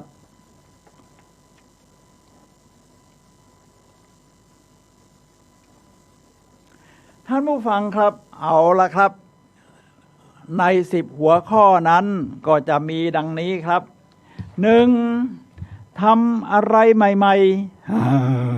ๆทำอะไรใหม่ๆเพราะปกติแล้วเราคือมนุษย์ส่วนใหญ่ที่ชอบความสบายก็จะอยู่ในที่คุ้นเคยสะดวกไปไหนก็รู้จักกันทั้งนั้นรู้จักตรงนี้ตรงไปตรงนั้นตรงไหนก็รู้จักเนี่ยนะครับท่านผู้ฟังครับเขาเรียกว่าอยู่ในคัมฟอร์ตโซนคือไม่ยอมออกไปไหนละฉันจะเกาะอยู่ตรงนี้นะทีนี้ถ้าเป็นอย่างนั้นชีวิตก็จำเจสมองไม่ alert ไม่ตื่นตัวเราก็จะไม่ได้เรียนรู้สิ่งใหม่ๆแต่การเพิ่มพลังชีวิตนี่ท่านต้องลองทำสิ่งใหม่ๆที่ไม่คุ้นเคยนะครับในนี้บอกว่าทำสิ่งที่ชอบจดจ่อจริงจังไม่หวังผลแล้วก็มีการเฉลิมฉลองอะไรทำนองนี้เอาละครับทำสิ่งใหม่ๆนะครับแต่เราก็ต้องชอบด้วยเราเรียกว่าแพชชั่นนะแพชชั่นอะไรที่เราชอบเราก็อยากทำสิ่งนั้นเช่นโอ้ฉันทำงานหนักมาตลอดชีวิตเลยเครียดบริหารการเงินวันนี้ถึงตอนนี้ฉันอยากทำสิ่งใหม่ๆอยากเล่นดนตรีดีก็ไม่ยากนะครับเอาชนิดว่าไม่ต้องลงทุนกันเยอะท่านก็แค่ไปซื้อคีย์บอร์ดก็คือเครื่องดนตรีที่ใช้เป็นกล่องยาวๆแล้วก็มีเป็นแท่งให้เรากดเหมือนกับเปียโนเนี่ยนะครับทำนองนั้นนะครับซึ่งราคาถูกมาก 1,000-2,000 บาทท่านก็ได้เครื่องเสียงชนิดดีแล้วครับเสียงลำโพงออกมาดีผมก็มีอยู่เครื่องหนึ่งที่บ้านใช้ได้เลยแล้วก็กดถ้าท่านอ่านโน้ตไม่เป็นนี่นะครับก็ลองกดโดเรมีฟาโซลาซีโดอะไรทำนองนี้ ทีนี้เราทำงานหนักบางทีทำงานมาตลอดชีวิตไม่คุ้นเคยกับวิธีการที่เรียกว่าเราจะหัดทำดนตรีเราก็ลองดูบ้างทีนี้ถ้าจะหัดเรียนโน้ตล่ะครับเป็นสิ่งใหม่ๆเหมือนกันผมว่าลองดูได้นะผมก็หัดอ่านโน้ตโดเรมีมันมีอยู่5บรรทัดอะไรทำนองนี้แล้วมีช่องอยู่4ช่องขึ้นลงมีตัวเบ็ดมีตัวอะไรที่ให้เสียงสั้นเสียงยาวค่อยๆซ้อมไปทีนี้ถ้าจะทำสิ่งใหม่ๆมันทำให้เรารู้สึกว่าตื่นตาตื่นใจอยากเห็นใจจดจ่ออยู่เรื่อยๆนี่นะครับท่านผู้ฟังครับเราก็จะสามารถเดี๋ยวผมดูตรงนี้นิดหนึ่งนะครับพอดีมีปุ่มตรงนี้นะครับ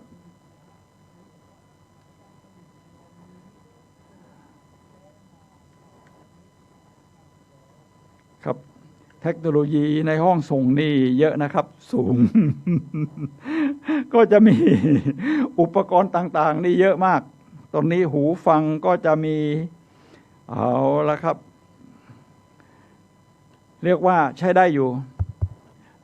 และท่านผู้ฟังครับการจดจ่อจริงจังนี่ก็จะเป็นสิ่งจำเป็นครับจดจ่อจริงจังหมายถึงว่าเราจิตใจมุ่งมั่นอยู่ตรงนั้นมีสมาธิจดจ่ออยู่ตรงนั้นนี่นะครับท่านผู้ฟังครับจะทำให้เราโฟกัสอยู่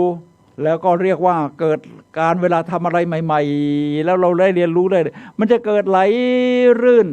ทำไมพนักงานถึงเบื่องานเพราะว่าเขาทำสิ่งจำเจไม่มีการได้ทำสิ่งใหม่ๆทำแต่สิ่ง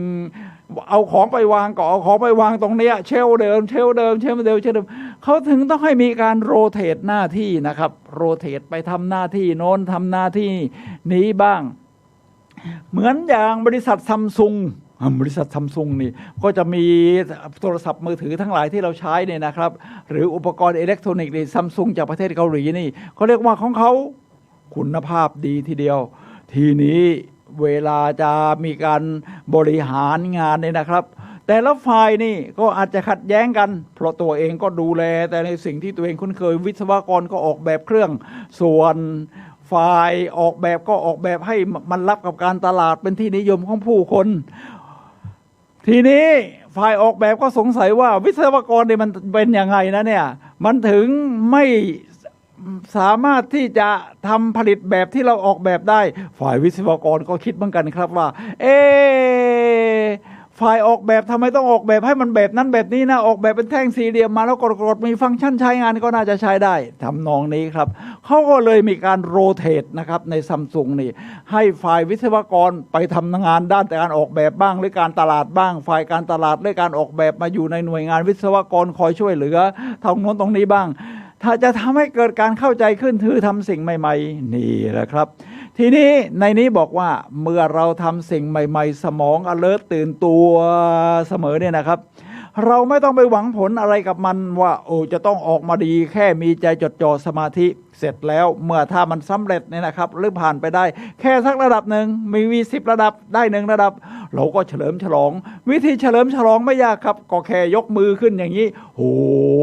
yes นี่เป็นหลักการของ NLP นะครับปกติชีวิตนี่เราต้องเฉลิมฉลองใช่ไหมถ้ามีเงินเราก็ไปซื้ออาหารมากินฉลองสักหน่อยฉันทำอันนี้สำเร็จฉันทำสิ่งใหม่ๆที่ไม่คุ้นเคยมาทำได้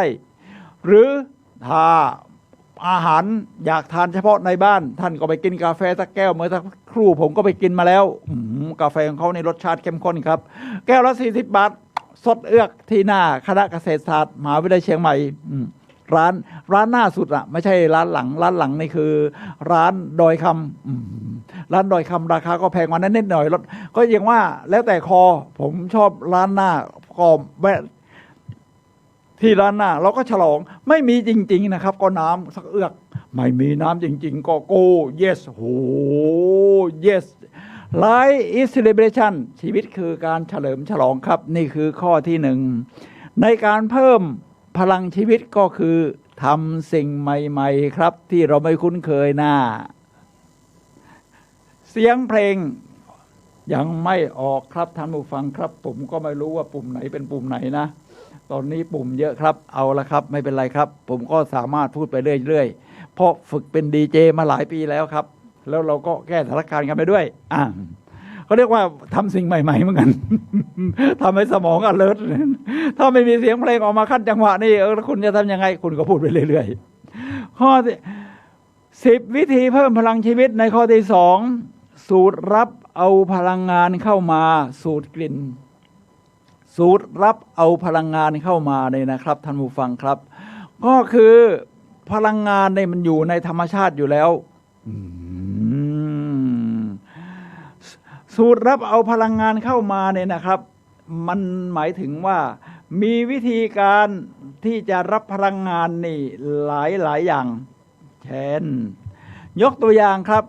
ก่อนที่จะถึงสูตรรับนี่ครับเอาแค่ว่าพอออกไปถึงกลางวันกลางแจ้งก็จะเห็นแสงแดดยิ่งตอนเช้าฮอร์โมนเซโรโทนินก็จะหลั่งแล้วครับมันตื่นตาตื่นใจแล้วก็เมโลโทนินก็จะหดตัวเพราะเมโลโทนินนี่ทำให้ง่วงนอนเซโรโทนินทำให้มันตื่นตัวท่านรับแสงแดดมานี่ก็เกิดการตื่นตัวนี่รับพลังทีนี้ในแสงแดดนอกจากความตื่นตัวที่จะใช้ชีวิตในกลางวันแล้วเนี่ยครับท่านก็ยังสามารถที่จะได้รับวิตามินดีวิตามินดีนี่สำคัญนะครับ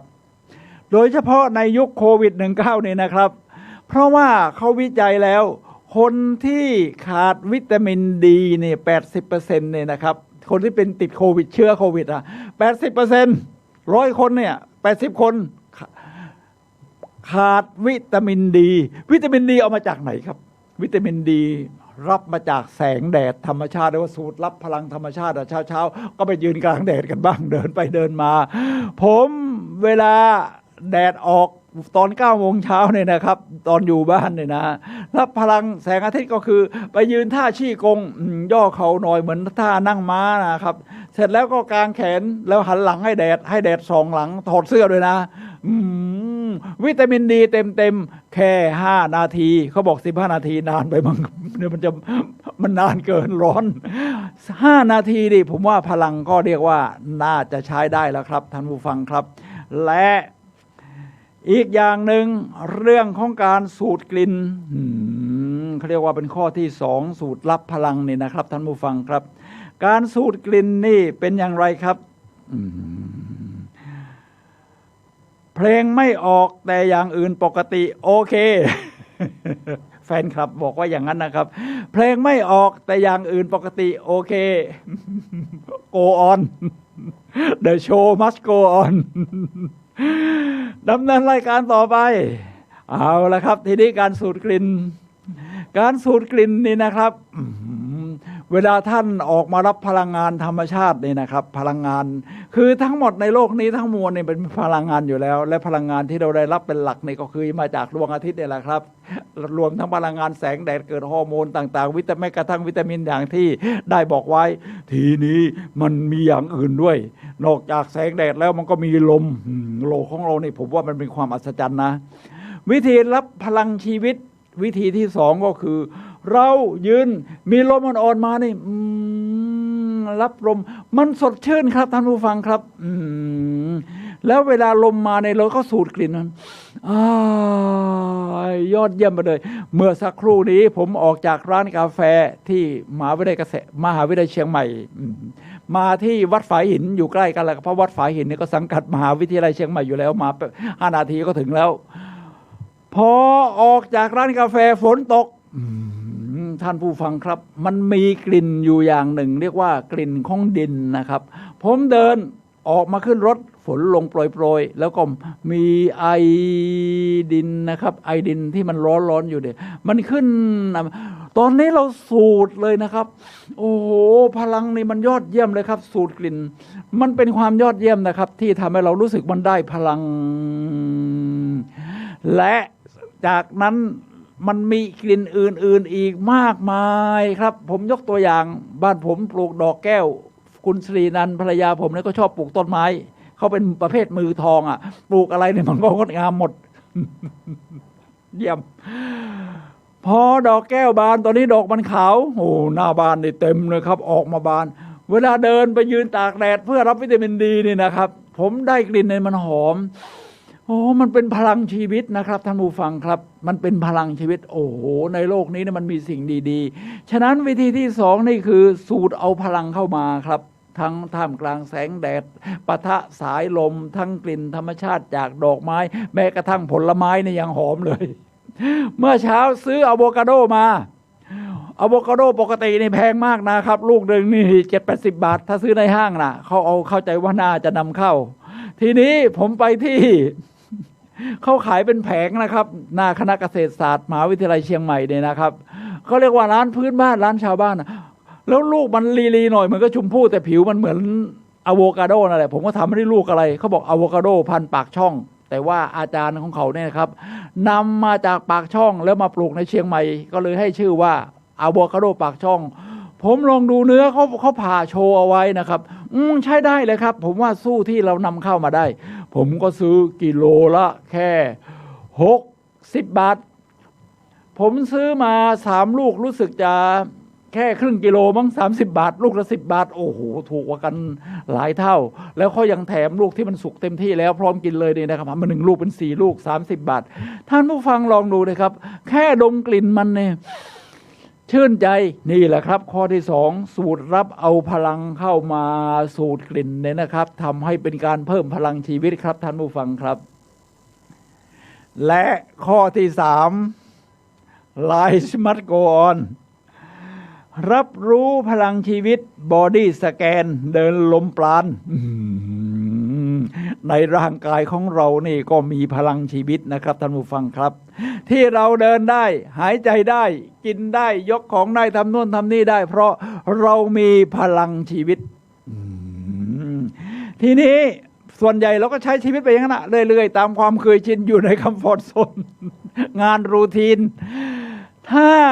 เราลืมว่าเรามีพลังชีวิตลืมรับรู้ถึงพลังที่เรามีอยู่ภายในเนี่ยนะครับเราก็จะละเลยกับพลังชีวิตที่อยู่ภายในฉะนั้นเขาก็จะมีวิธีครับวิธีที่จะรับรู้พลังชีวิตนี่ทางตะวันตกเขาเรียกว่าบอดี้สแกนคือเรารับรู้ถึงส่วนต่างๆของร่างกายเขาก็ใช้วิธีนะครับผมเคยไปเข้าสัมมนาอบรมธรรมะของสำนักหมู่บ้านพลัมจากประเทศฝรั่งเศสโดยท่านติสนัทฮันพระเซนชาวเวียดนามนะครับท่านก็ให้นอ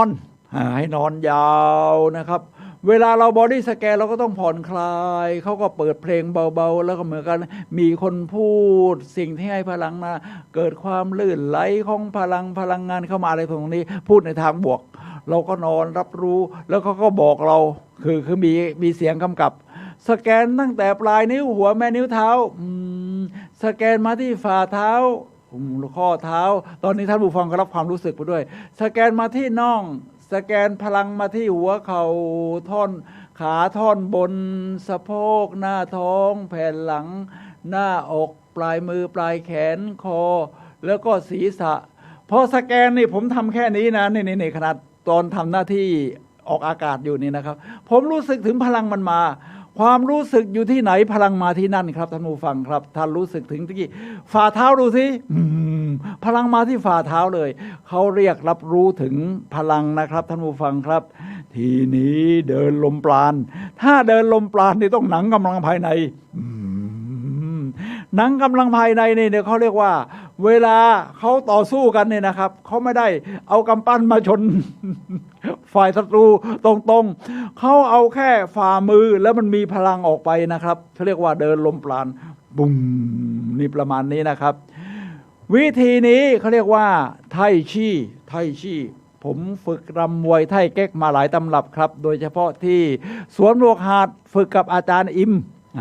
อาจารย์อิมนี่ท่านเป็นผู้หญิงสามีท่านก็เป็นผู้เชี่ยวชาญในการรำเหมือนกันแต่อาจารย์อิมนี่ท่านชนะเลิศการรำมวยไทยแก๊กมาจากเซี่ยงไฮ้โน่นนะครับท่านรำสวยมากมีพลังมากครับแข็งแรง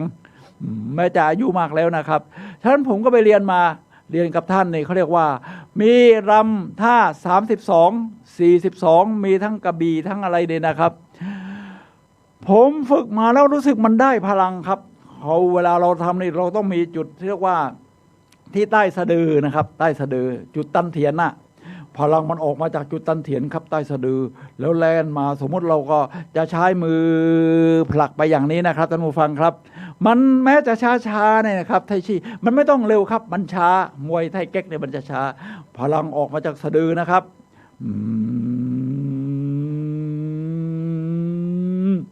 เรารู้สึกพลังมันเล่นไปถึงฝ่ามือเลยนะครับเนี่ยนี่เรียกว่าการเดินลมปราณ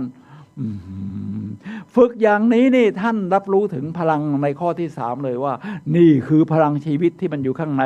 เสร็จแล้วถ้าท่านอยากรู้เห็นจริงๆเนี่ยนะครับพอท่านฝึกไถ่เก๊กผ่านไป1 ชั่วโมงเนี่ยนะครับไม่ว่าจะเป็นลำ82 32 42นะก็ตามแต่ตามตำราต่างๆเนี่ยนะครับเพราะว่าลำไถ่เก๊กมีหลายสำนักหลายอาจารย์ท่านก็มาถูฝ่ามือถูฝ่ามืออย่างนี้นะครับรับรู้ถึงพลังนี่เดินลมปราณรู้ฝ่ามือท่านก็รู้ว่ามันร้อนเลยนะครับร้อนเวลาเดินไม่ต้องถูแรงขนาดนี้ครับแค่ลำเสร็จพลังมันจะมาที่ฝ่ามืออยู่แล้วเพราะเราใช้ท่าแบบนี้บ่อยๆพอมันมานะครับเอามาปะที่หน้าเนี่ยรู้สึกมันร้อนเลยครับทีนี้เราจะรู้ได้ยังไงครับเราก็เอามือมาอย่างนี้นะครับนี่แล้วก็ยืดเข้ายืดออกตรงนี้เนี่ยท่านผู้ฟังลองทำดูนะครับท่านรับรู้ถึงพลังเลยครับมันมาจากจุดตันเถียนจุดใต้สะดือ1 นิ้วแล้วก็ออกมาแสดงว่าพลังชีวิตของเรามีจริงและถ้าให้ดีรู้สึกว่าพลังแก่กล้าแล้วลองทำกับต้นไม้ต้นสมมติต้นมะพร้าวหรือว่าต้นมะม่วงหรือว่าต้นมะพร้าวดีกว่าเป็นแท่งมันไม่ใหญ่เกินไปท่านถูฝ่ามือเสร็จเดินพลังมาจากจุดตันเถียนเสร็จแล้วนะครับท่านเอามือถูให้พลังแล่นมาแล้วเอามือ2 ข้างมาอยู่ตรงข้ามกัน2 ฝั่งต้นไม้อยู่ตรงกลางเนี่ยนะครับท่านผู้ฟังครับพอต้นไม้อยู่ตรงกลางท่านจะรับรู้เลยว่าพลังงานจากฝ่ามือนี่เล่นทะลุต้นไม้ได้นะครับมาถึงฝ่ามืออีกฝั่งหนึ่งมันประมาณนี้เลยครับนี่ท่านผู้ฟังครับข้อที่3รับรู้ถึงพลังชีวิตบอดี้สแกนแล้วก็เดินลมปราณครับท่านผู้ฟังครับเอาละครับมาถึงข้อที่4 10 วิธีเพิ่มพลังชีวิตข้อที่4คือผ่อนคลายยิ้มหัวเราะ ผมว่าผ่อนคลายนี่เยี่ยมเลยเมื่อเช้าปกติผมก็เป็นแฟนคลับของหมอสันใจยอดศิลป์อยู่แล้วเนี่ยนะครับท่านก็มีวิธีที่จะเรียกว่าตั้งแต่ยุคแรกๆที่โควิดเริ่มระบาดเนี่ยท่านมีวิธีสู้กับโควิดคือผ่อนคลายคือไม่เครียดนะครับเพราะว่าความเครียดนี่จะทำให้ภูมิต้านทานเราเนี่ยต่ำเลยนะต่ำเลยเขาวิจัยมันเกี่ยวกับสมองเขาจะเป็นตัวสั่งให้พวกเซลล์ต่างๆทั้งเซลล์เม็ดเลือดขาวทั้งเซลล์ทีอะไรตรงนี้ให้มันกดไม่ให้ทำงานท่านต้องผ่อนคลายครับไม่เครียดคือการผ่อนคลายก็เช่นปล่อยตัวหายใจเข้าหายใจออกผ่อนคลายแค่นี้มันจะรู้สึกผ่อนคลายไปทั้งตัวแล้วนะครับตรงนี้ทีนี้ในนี้ข้อที่4บอกว่านอกจากผ่อนคลายแล้วก็ต้องยิ้มกับหัวเราะ ยิ้มนี่เป็นเรื่องใหญ่นะครับท่านผู้ฟังครับยิ่งถ้าเป็นผู้สูงวัยอย่างผมแล้วนี่นะครับ ผิวหนังที่เคยแต่งตึงหน้าที่มันเคยตึงใสอยู่นี่มันก็เริ่มเหี่ยวมีตกกระบ้างเพราะมันโดนแดดโดนลมอย่างที่ว่าถ้าท่านหดไปอีกอย่างหนึ่งคือไม่ยิ้มนี่นะครับมันหน้ามันดูไม่จืดหน้ามันก็ประมาณนี้ยิ้มนี่ก็ต้องฝึกนะครับท่านผู้ฟังครับวิธียิ้มนี่มันเป็นการเพิ่มพลังชีวิตนะยิ้มนี่เวลาเหมือนกับคำสำนวนที่ว่าเมื่อเรายิ้มโลกก็จะยิ้มให้เราประมาณนั้น ทีนี้ยิ้มมันไม่ใช่แค่ดึงมุมปากไปใกล้ๆใบหูมันยิ้มนี่ต้องยิ้มทั้งใบหน้านะเพราะกล้ามเนื้อหน้ากล้ามเนื้อตากล้ามเนื้อปากนี่มันทำงานไปพร้อมกันครับฉะนั้นเวลาเรายิ้มนี่เราต้องเริ่มจากสายตาก่อนตามันไปนะครับพอตาไปแล้วเราก็ยิ้มด้วยประมาณนี้ทีนี้สายตาจะฝึกยังไงครับเพื่อให้ผสมผสานกับรอยยิ้มที่มันดูแล้วว่าเรายิ้มจริงตามีชีวิตชีวายิ้มแบบสดใสนะไม่ใช่ยิ้มแห้งๆท่านก็ต้องหัดตามีโฟกัสครับผมเป็นวิทยากรด้านการสร้างแรงบันดาลใจเรื่องจิตใจเพิ่มพลังจิตใจแบบนี้อยู่แล้วฉะนั้นเวลาผมฝึกอบรมผมก็จะให้ ผู้เข้ารับการอบรมเนี่ยนั่งหลับตานึกถึงสิ่งดีๆในชีวิตเสร็จแล้วลืมตาปั๊บโฟกัสไปที่จุดใดจุดหนึ่งดาราที่มีแววตาสวยนี่ตาเขาโฟกัสทั้งนั้นแหละครับต้องโฟกัสไม่ใช่มือตาโฟกัสไปที่จุดที่เขาสนใจนะครับทีนี้ไม่พอทำไมตาดารามันถึงสวยทั้งที่เข้าหน้ามันก็มาไม่ได้สวยเท่าไหร่แล้วครับเพราะว่าเขามีเทคนิคมีโรงเรียนสอนการแสดงการละครเขาก็บอกว่าต้องทำตาโตผมก็ให้ผู้การฝึกอบรมเนี่ยนั่งหลับตานึกถึงสิ่งดีๆในชีวิตเสร็จแล้วพอสั่งลืมตาบอกว่าคุณต้องโฟกัสแล้วลืมตาทำตาโตนะโฟกัสทำตาโตแล้วก็เริ่มมีความสุขที่มุมปากยิ้มคราวนี้มันก็จะไปทั้งหน้าประมาณนี้ครับท่านผู้ฟังครับยิ้มนี่มันเพิ่มพลังชีวิตอยู่แล้วนะทีนี้มาถึงในข้อที่มันเอ็กซ์ตรีมมากขึ้นก็คือหัวเราะ ผมเป็นคนโชคดีครับที่เส้นตื่นสามารถหัวเราะได้ หัวเราะได้ครับท่านผู้ฟังครับหัวเราะได้นี่มันจะทำให้ฮอร์โมนทั้งโดพามีนและเอนโดรฟินนี่มันหลั่ง พลังชีวิตมันออก ประมาณนี้นะครับทีนี้ประเทศที่เครียดอย่างเกาหลีนี่นะครับเกาหลีนี่มีอัตราการฆ่าตัวตายสูงที่สุดในโลกนะเทียบเป็นเปอร์เซ็นต์นี่นะครับของประชากรทำงานทำไมมันเครียดจัง รวมทั้งญี่ปุ่นสมัยก่อน ฆ่าตัวตายก็เยอะแต่ญี่ปุ่นตอนนี้ดีขึ้นทั้งเกาหลีทั้งญี่ปุ่นเขามีโรงเรียนหัดหัวเราะ อะไรจะประมาณนั้นครับอินเดียเนี่ยนะครับต้องมาฝึกกันครับอินเดียนี่ก็ส่งออกเรื่องโยคีอยู่แล้วใช่ไหมพอฝึกกันมาเป็นพันปีโยคีนี่ก็คือถ้ายืดเส้นยืดขาอะไรดัดตนหรือสีดัดตนเขาไม่ยังไม่พอเขามีโยคีหัวเราะ นี่ตัวอย่างแค่3ประเทศเกาหลีมีโรงเรียนเลยครับโรงเรียนสอนหัวเราะเสียงหัวเราะทำให้คุณโชคดีนี่เป็นหนังสือที่สถาบันหัวเราะของเกาหลีเขียนออกมาขายแล้วมีแปลเป็นไทยไปหาซื้ออ่านได้เลยครับที่ญี่ปุ่นนี่ก็มีมานานแล้วครับสถาบันสอนการหัวเราะที่อินเดียมีโยคะหัวเราะท่านผู้ฟังครับหัวเราะนี่ถ้าเราไม่เคยเลยนี่นะครับมันต้องฝึกนะเพราะปกติเราก็ทำหน้าตามความเคยชินฉันทำหน้าตาย ไม่มีชีวิตชีวาพลังมันไม่ออกคุณต้องฝืนใจตื่นเช้าขึ้นมาเนี่ยผมยังต้องฝึกเลยนะครับไปยืนหน้ากระจกครับสุนัยเธอก็มีสิ่งดีๆที่ยอดเยี่ยมนะครับลองยิ้มหน่อยสิจากนั้นเธอรู้สึกตื่นเต้นกับชีวิตหัดหัวเราะ ผมฝึกแบบนี้ตอนเช้าทุกวันนะครับฝึกหัวเราะนี่ พลังมันมานี่คือข้อที่4ผ่อนคลายยิ้มหัวเราะครับท่านผู้ฟังครับเอาละครับท่านผู้ฟังครับขณะนี้ท่านกำลังรับฟังรายการพลังแห่งชีวิตรายการเพื่อการสร้างแรงบันดาลใจครับนี่ผมทำรายการมาให้ดูครับ10หัวข้ออย่างที่ว่าวิธีเพิ่มพลังชีวิตนี่นะครับท่านกำลังรับฟังรายการพลังแห่งชีวิตอยู่ซึ่งดำเนินรายการโดยสุนัยเลาหาวิวัฒน์ครับออกอากาศณวัดฝายหิน FM 104.5 เมกะเฮิรตซ์เชียงใหม่หรือรับชมทางโซเชียลมีเดียได้ครับพิมพ์คำว่าวัดฝายหินทั้ง YouTube ทั้ง Facebook แล้วครับรายการพลังแห่งชีวิตเป็นรายการสร้างแรงบันดาลใจอยู่แล้ววันนี้เราคุยกันในเรื่อง10วิธีเพิ่มพลังชีวิตครับเราพูดไปแล้ว4วิธีมาถึงข้อที่5แล้วครับท่านผู้ฟังครับ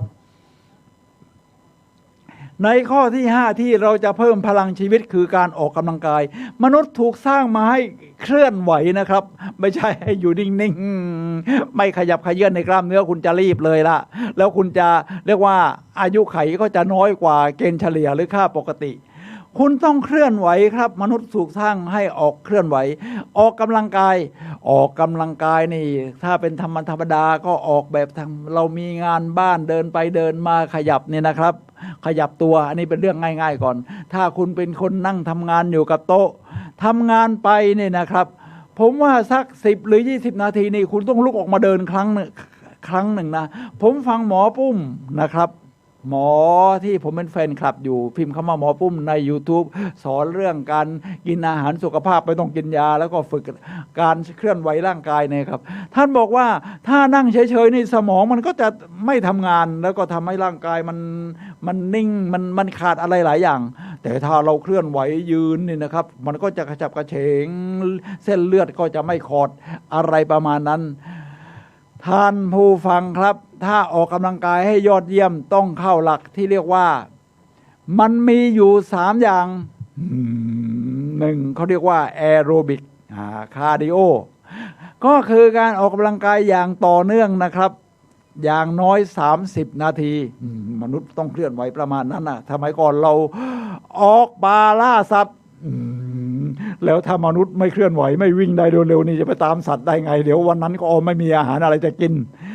จะตามล่าสัตว์จะตามล่ากวางล่าเนื้อเนี่ยนะครับโอ้โหเนื้อมันวิ่งเร็วแต่มนุษย์ก็ต้องวิ่งได้ทนกว่าเพราะว่าสัตว์นี่เวลาเขาคลายความร้อนก็คลายทางลิ้นมนุษย์นี่คลายทางเหงื่อฉะนั้นจะวิ่งได้ทนกว่า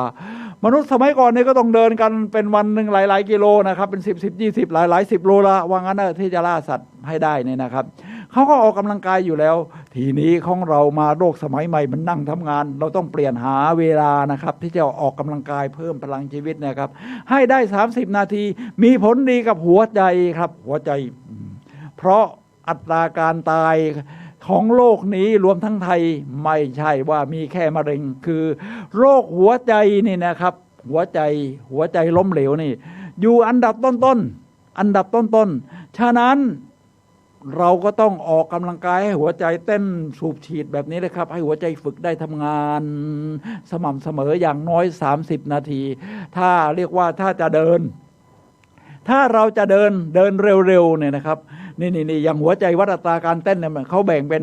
การออกกำลังกายแบบคาร์ดิโอแบ่งออกเป็น5 โซน5 โซนคือหมายความว่าถ้าโซน1นั่งเฉยๆโอ้อัตราการเต้นหัวใจต่ำมากพอโซน2เราเริ่มขยับร่างกายนิดหน่อยมันเต้นเร็วขึ้นโซน3เรียกว่าปานกลางโซน4คุณเริ่มวิ่งโซน5สูงสุดอัตราหัวใจที่คุณรับได้ให้มันออกสักโซน2โซน3ก็ยังดีเวลาผมวิ่งนี่นะครับบางทีก็ถึงโซน5เมื่อวานก็ลองวิ่งเหยาะๆเบาๆตึ๊ดๆเพราะตอนนี้กำลังเริ่มหัดวิ่งใหม่ท่านผู้ฟังครับ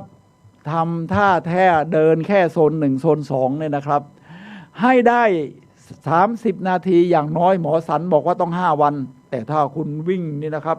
มันก็จะเอาสัก3 วันก็ยังได้มันก็ล่นเวลาให้เราจะได้ไปทำอย่างอื่นบ้างทีนี้นอกจากคาร์ดิโอเป็นผลดีกับหัวใจแล้วนะครับท่านผู้ฟังครับการยกเวทออกกำลังกายเสริมมวลกล้ามเนื้ออย่าลืมนะครับมีงานวิจัยเลยฟังจากหมอปุ้มหมอสันเนี่ยว่าถ้าเราเพิ่มมวลกล้ามเนื้อมันจะทำให้การต่อต้านเชื้อโรคโดยเฉพาะในยุคโควิดนี่ต่อต้านได้ดีไม่ปล่อยร่างกายเหี่ยวกล้ามเนื้อก็อ่อนล้าไม่มีแรงไม่มีมัดมันก็จะต่อต้านโรคยากเพราะว่ากล้ามเนื้อนี่มันเป็นเตาเผาผลาญเผาผลาญทั้งไขมันแล้วก็ทำให้เกิดพลังงานขึ้นมาคุณก็ต้องยกเวทบ้าง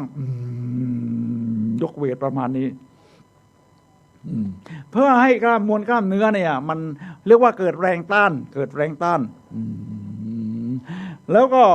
กล้ามแขนมันก็พอจะขึ้นบ้างนี่ประมาณนี้นะครับนี่ผมขนาดอายุมากแล้วกล้ามแขนเนี่ยเพิ่งมาออกแต่ว่าปกติจะออกลำตัวเพราะว่ามันกล้ามเนื้อส่วนใหญ่มันจะอยู่ที่ลำตัวหน้าอกกับหลังและท่อนขาท่อนบนตะโพกเนี่ยนะครับกล้ามเนื้อมัดใหญ่เนี่ยแหละครับดีมันจะเพิ่มพลังงานให้เราหมอสันบอกว่าให้ได้ทุกวันแต่ว่า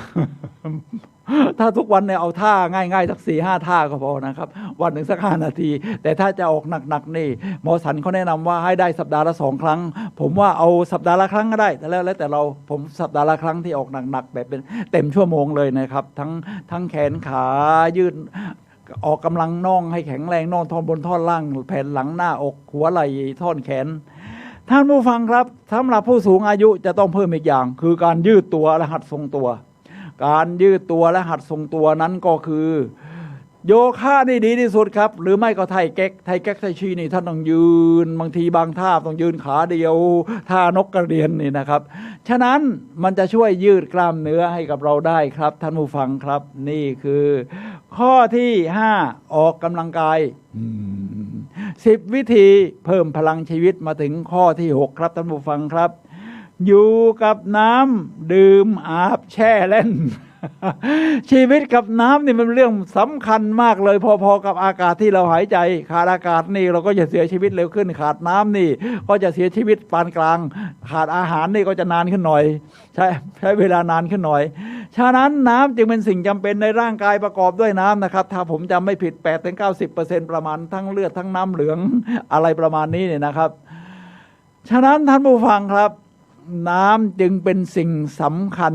ที่เราสัมพันธ์โดยเฉพาะเราคนไทยนี่เราอยู่กับน้ำเช่นสร้างบ้านติดลำน้ำอะไรประมาณนี้บ้านผมตอนเด็กๆก็ยังมีเรือแพเลยผมจำได้ทำไมนั้นคุณตาผมนี่ค้าขายโดยเรือแพท่านผู้ฟังครับในนี้บอกหมอสันบอกว่าการเพิ่มพลังชีวิตนั้นต้องอยู่กับน้ำดื่มอาบแช่เล่น ดื่มนี่นะครับต้องดื่มเท่าไหร่ละทั้งนั้นน้ำเขาบอกว่าได้วันละ2 ลิตรเฉลี่ย2 ลิตรเนี่ยนะครับถ้าคุณตัวใหญ่มากคุณก็สัก2 ลิตรครึ่งอะไรประมาณนี้ฉะนั้นการจิบน้ำบ่อยๆทำให้เลือดลมหน้าตาคุณก็จะเปล่งปลั่งขึ้นพลังชีวิตมันออกมาทีนี้ในนี้บอกว่าให้อาบแช่เล่น ถ้าเป็นผู้ใหญ่แล้วบางทีไม่อยากลงคลองก็ไปแช่ที่อื่นอันนั้นผมว่าเป็นเรื่องสัตว์แล้วแต่สไตล์แล้วกันถ้าให้ดีชายทะเลนะครับไปนอนแช่เล่นยอดเยี่ยมอย่างหลานผมในพรำเนี่ยนะครับเขาชอบนอนแช่ในอ่างหรือถ้าเราไม่มีอ่างอาบน้ำในบ้านเราก็ใช้วิธีพ่นจากฝักบัว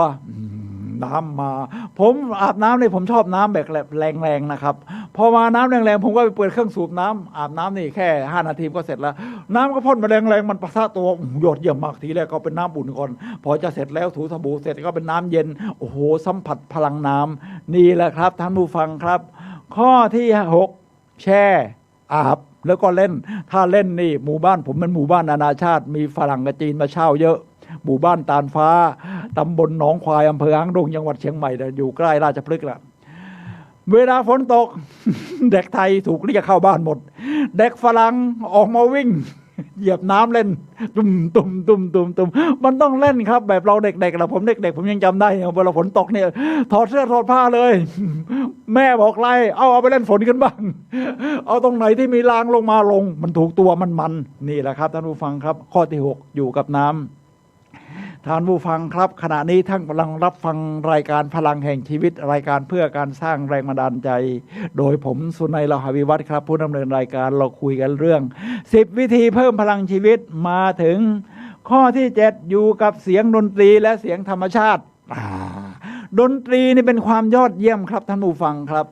เป็นสิ่งที่มนุษย์สร้างสรรค์ขึ้นถ้าเป็นฟังเพลงประเภทคลาสสิกของบีโธเฟนซิมโฟนีนัมเบอร์5ลาลาลาลามันเคลิ้มมันถ้าจะเอาเพลงซาวชาจุนมันก็จะเป็นความคึกคักครับมันร้าวอารมณ์เพิ่มพลังชีวิตให้เราได้ในแต่ละสถานการณ์ที่มันเราต้องการแตกต่างกันถ้าลาลาลาลา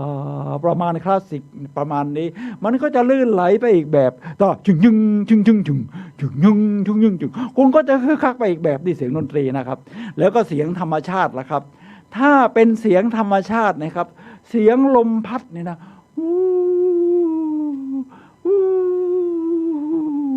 ให้ดีเสียงน้ำไหลเสียงฝนตกก็ไม่เลวนะครับเวลาฝนตกเนี่ยผมชอบฟังเสียงครับ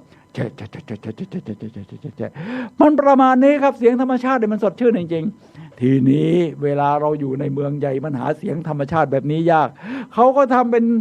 เหมือนกับดนตรีเป็น MP3 เป็นอะไรหรือเป็นแผ่นมาเลยนะครับคือนอกจากมีดนตรีมันมีเสียงSong of Nature เสียงธรรมชาติเสียงลมพัด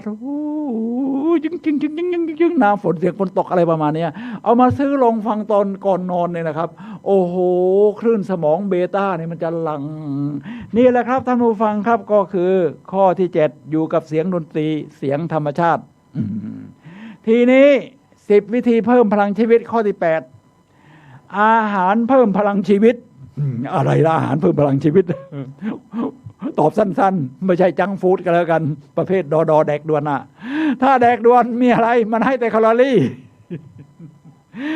ไขมันไปเจอไขมันทรานก็อีกก็ยิ่งทำให้พลังชีวิตหดลงเร็วขึ้นไขมันทรานก็คือไขมันที่เติมไฮโดรเจนหรือว่าไขมันที่ไม่อิ่มตัวแล้วก็ไปทอดประเภทร้อนๆใช้ความร้อนสูงไขมันจากพืชที่ทำผ่านกรรมวิธีแล้วมันก็จะกลายเป็นไขมันทรานยิ่งทำให้พลังชีวิตหดลงในนี้เขาบอกอะไรแล้วคุณแล้วจะกินอะไรอย่างนั้นเพิ่มพลังชีวิตวิธีของการกินอาหารนะครับก็คือพืชผักผลไม้ถั่ว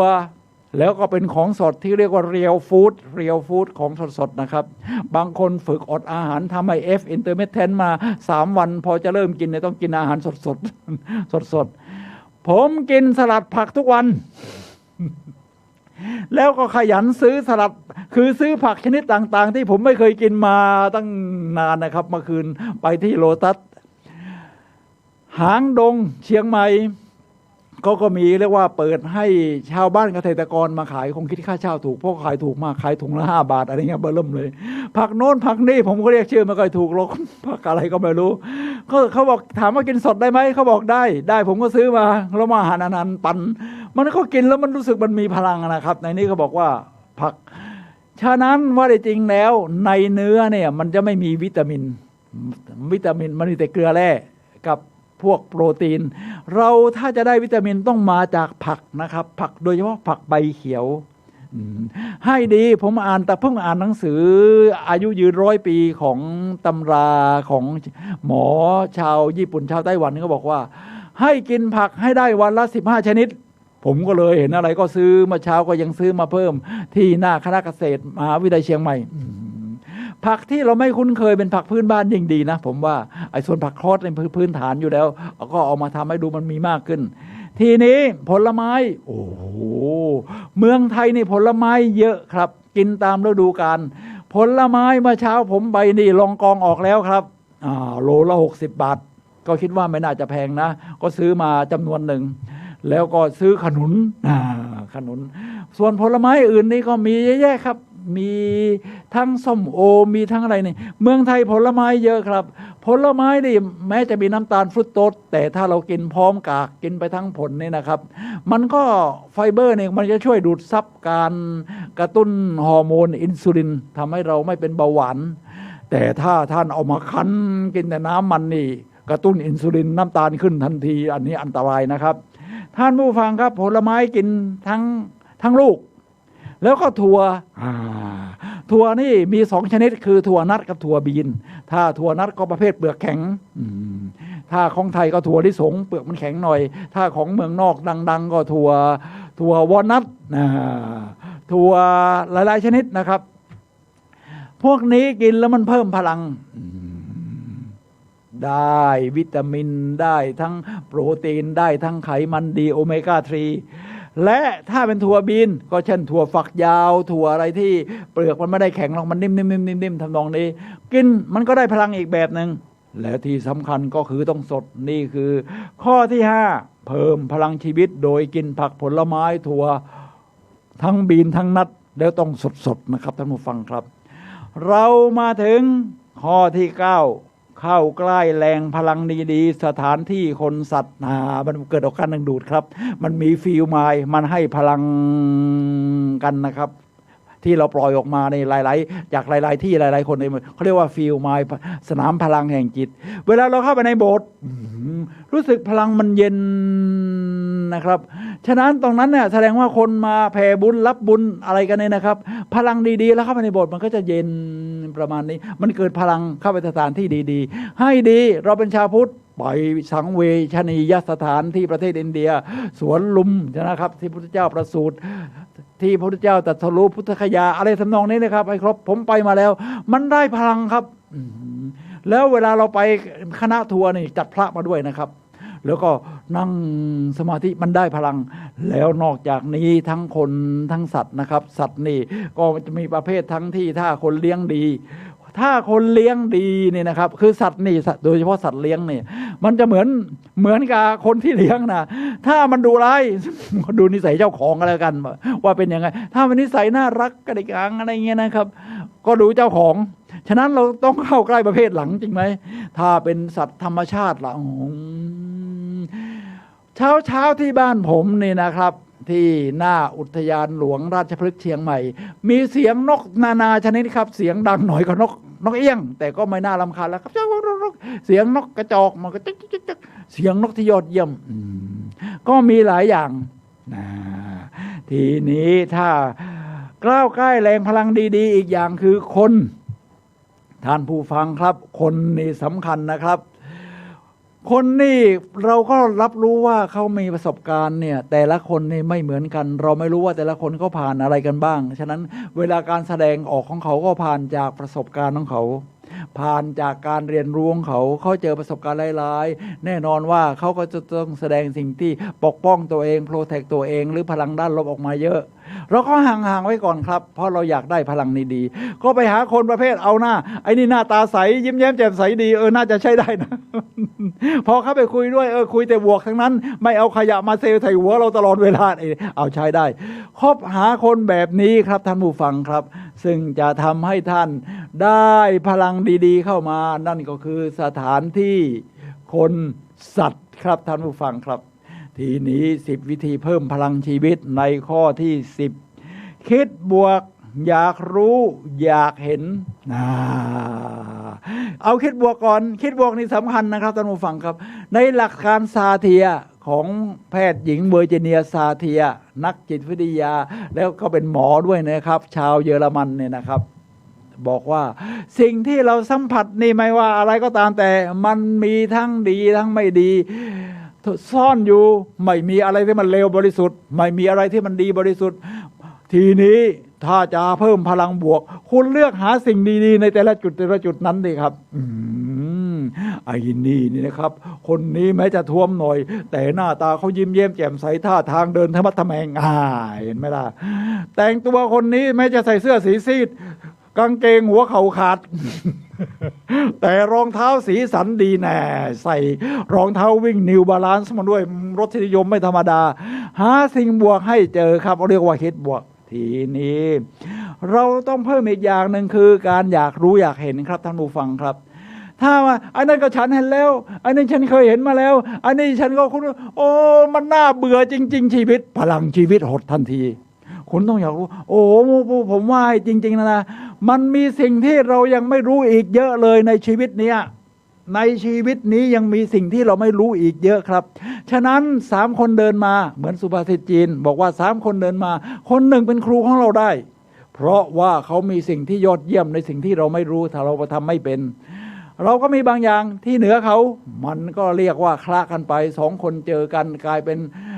ต่างคนต่างเพิ่มนี่แหละครับต้องมีความอยากรู้อยากเห็นไอ้นั่นฉันไม่เคยเห็นฉันไม่เคยเห็นมันตื่นตาตื่นใจประมาณนั้นครับนี่คือข้อที่10วิธีเพิ่มพลังชีวิตหมอสันท่านก็แถมมาอีกนี่วิธีหนึ่งคือเทคนิคการควบคุมลมหายใจลมหายใจนี่มันคู่กับร่างกายแล้วเราอยู่แล้วพลังนี่เรียกว่าลมปราณนี่นะครับ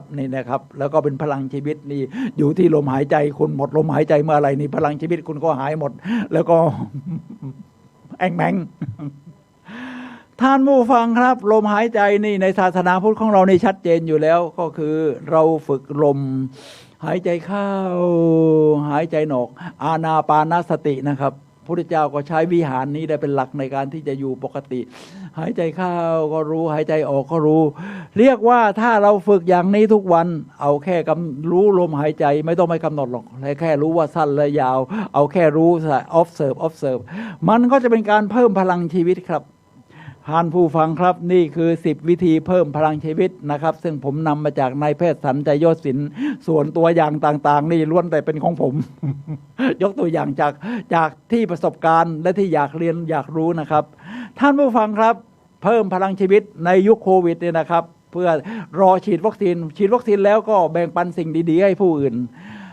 ผมสุนัย ลาหวิวัฒน์และรายการพลังแห่งชีวิตขอลาท่านผู้ฟังไปก่อน พบกันใหม่วันเสาร์หน้าเวลา 11 โมงถึงเที่ยงทางคลื่น FM 104.5 MHz หรือ YouTube Facebook พิมพ์คำว่าวัดไฟหินภาษาไทยครับเสียงเพลงไม่ออกนะครับตอนนี้ก็รอฟังรายการต่อไปนะครับซึ่งก็เป็นรายการข่าวสาร